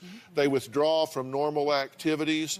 So you see those sorts of things. And I can tell you, Dr. Phil, my daughter did experience and has shown a lot of those behaviors. She was very, very much withdrawing. She was very much because of the dysfunction that was in our home. The constant fighting between James and I, the constant yelling and screaming, the constant slamming of doors. This is why we decided to get out sooner than we had hoped. It was definitely tearing her apart. Yeah. Does that concern you? Yes. Because as we click some of these off, we go through eating disorders and either encopresis or enuresis. You see these problems, sleep problems, stomach aches, disruptive behavior, withdrawal, things of that nature. I got to tell you, if I'm just rolling up on the scene and I've got 1, 2, 3, 4 adults confirming for me that I'm going to have to check a lot of these things off, then that's red flag warning for me. You have a new boyfriend. Has she slept in the bed with this new boyfriend? Absolutely, unequivocally not. What do you know about it?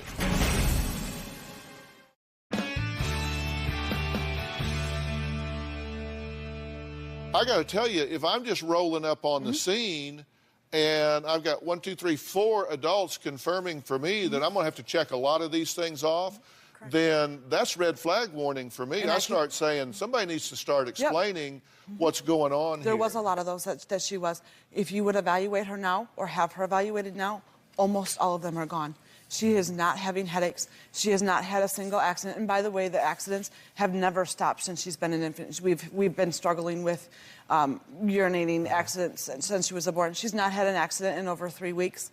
Most of those are starting to go away since I have taken her out of the home that we shared and all that was going on within that home and all the anxiety that I was constantly under, all the anxiety that he was constantly under, just all the stress and fighting. You understand, just as a stranger rolling up on the situation that is trained to look for certain things, these would be bells that were ringing for me. Then I would see that maybe we're dealing with someone that has sexualized interest. I mean, your hobby's not pottery. Right. So, but these were all going on long before my group. Okay, the whole reason but you understand my concern. Absolutely. Okay. Absolutely. And then I have not hidden any of these signs from anybody. I've had discussions with her teacher. I'm the one that brought most of these behaviors to a professional for help. So none of this behavior that you say vindictive, obsessive sister Emily, who says, yeah, I'm kind of obsessive about it, none of this behavior was going on while you were there? No, absolutely Wasn't not. Stacy staying there when you guys were And you had still to- married and And you had to sleep. you had to James, sleep out in the car because tell Kim the kicked you out truth. one night? Now's No. your chance. Not true. She can't hurt I you never here. put him out in the car. James was sleeping on the couch I went for to a 2 hotel. years. He went to a hotel. You went to a hotel when He what? did. He did once. When her boyfriend was When over her sleeping boyfriend. in his bed, which was words from you. You said you came home from work and they were sleeping in your bed. My niece was on the couch. Her niece was on the couch and had been on the couch for the last week because my daughter has been in my bed since she's been born. We've never gotten her out of that. You have a new boyfriend. Has she slept in the bed with this new Absolutely, boyfriend? unequivocally not. Prior to me even meeting him, I had stepped her out onto the couch as step one in getting her into her own room. She'd already been on the couch for almost 2 months, or excuse me, 2 weeks prior to me even knowing. This child's 9. Why is she not sleeping in her own bed? She never has. I had her, she was very sick when she was an infant, brought her back in. She was on a heart monitor. I felt better with her being in the room. I started working nights. He brought her back in. It was See, just there's easier to deal with. this is another warning sign, because here's what we know about non-biological males being in the home. The chance of being abused, the child being abused, is 20 times normal. Yep. Not twice as likely, not 3 times as likely, not 10 times as likely, 20 times normal, Dad. And we have a non-biological male in the home. And you met him at group or not at group? Not at group. I met him not anything to do with Where'd group. you meet him? I met him through a friend of mine. What do you know about him? I know a lot about him. I've done a lot of research about him. So what do you know about him? In terms of where Who he comes is, from, what his background is. I know where he used to live. I know where he grew up. I've met most of his family. Anything that you would generally talk about in getting to know somebody, in dating somebody. I know a ton of his background. If you guys ever watch this show, you know that I make a big deal about knowing who we expose our children to, who we turn our children over to. What do we know about our teachers? What do we know about Sunday school teachers and coaches and bus drivers and neighbors and people that have access to our children? What do we know about them? You said you spent hundreds of hours, you've learned all kinds of things about him. We're going to find out who this man that's in this home is.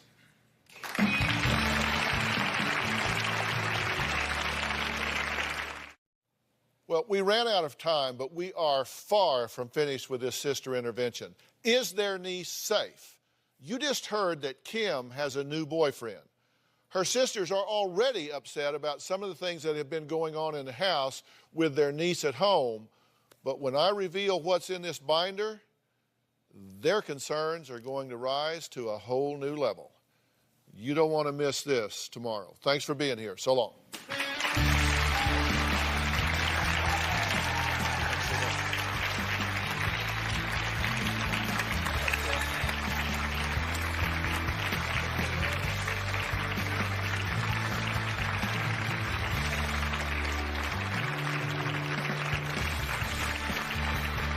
说人情冷暖，诉世间百态。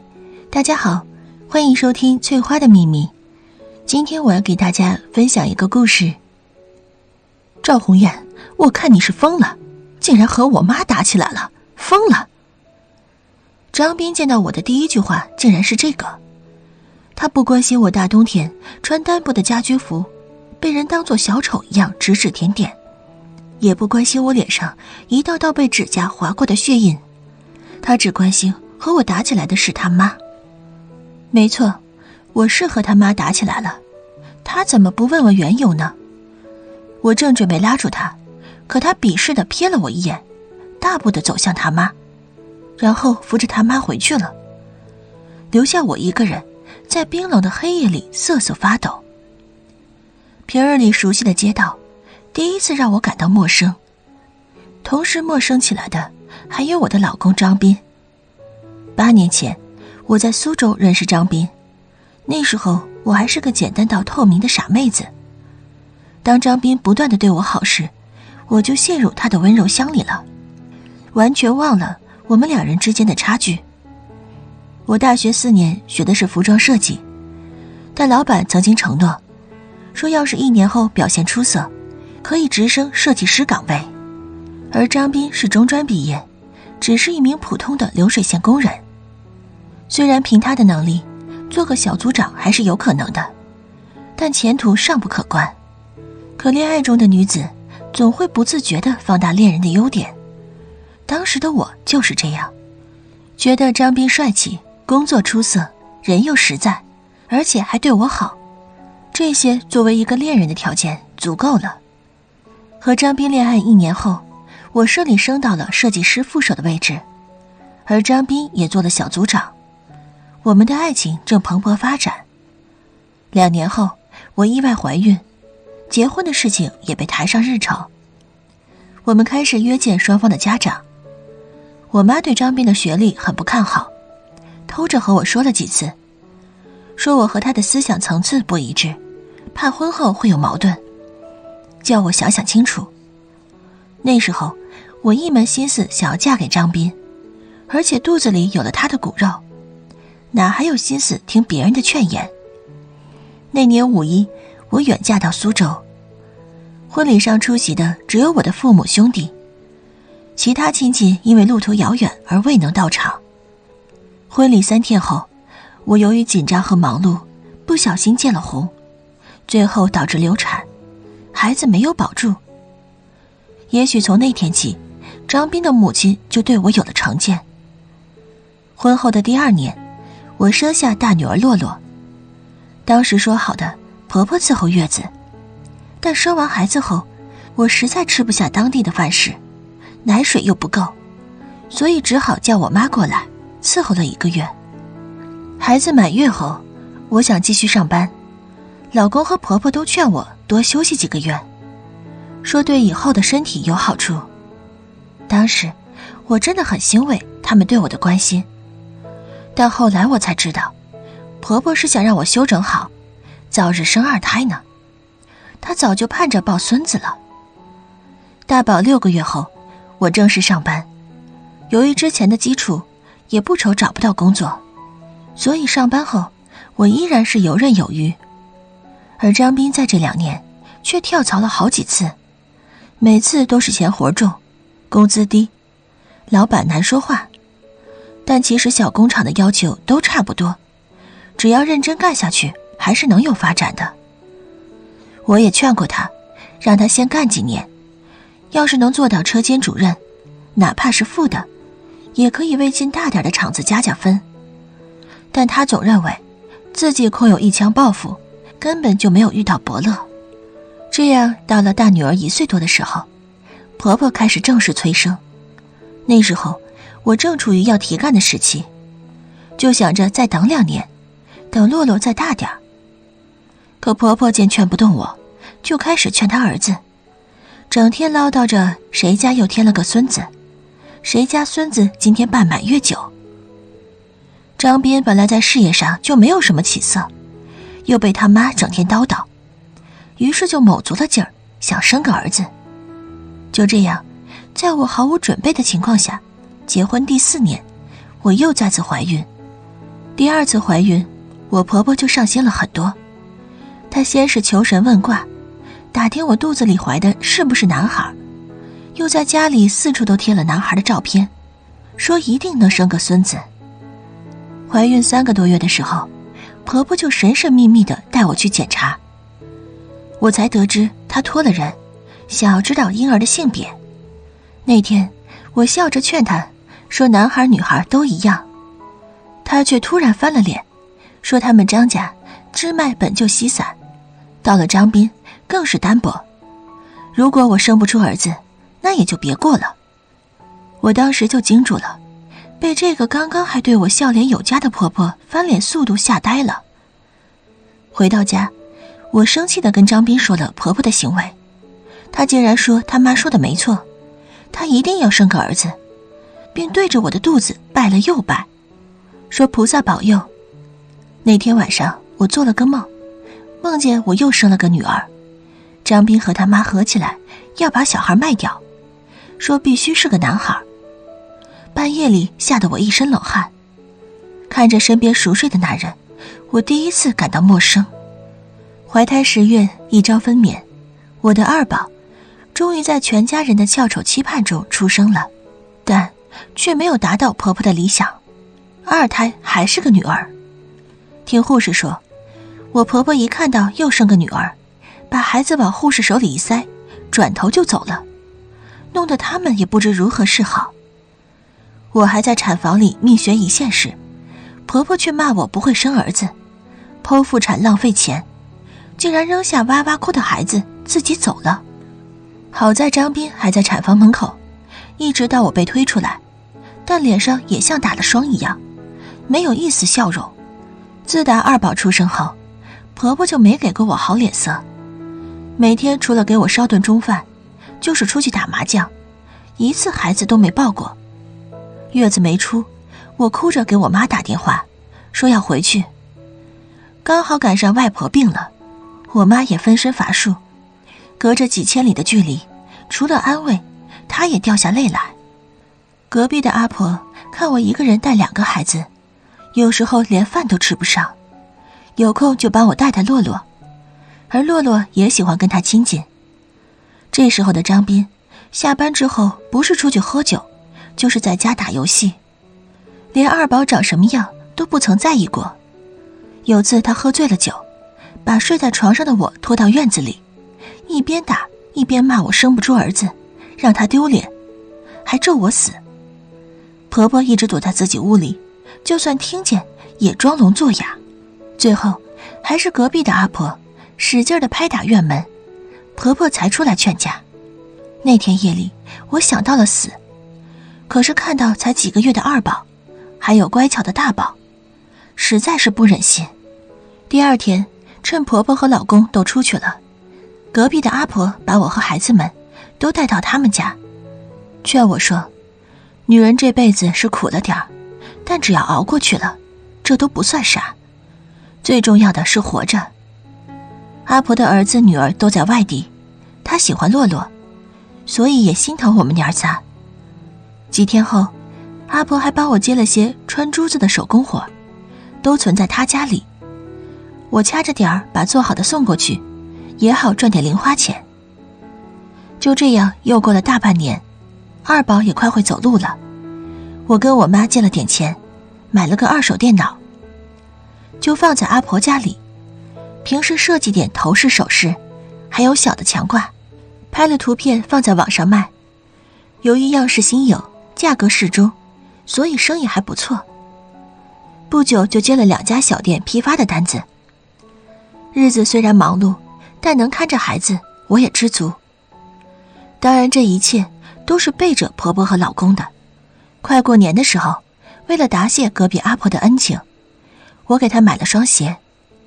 也不知道婆婆从哪知道这个消息，那天她回到家就骂我胳膊肘往外拐，是不是在外面偷汉子被阿婆发现了，才买双鞋贿赂她，也没见我买过东西给她自己。见我不还嘴，婆婆竟然开始大开门，骂起街来，含沙射影的骂隔壁阿婆不知好歹，那么大年纪了，自己没有孙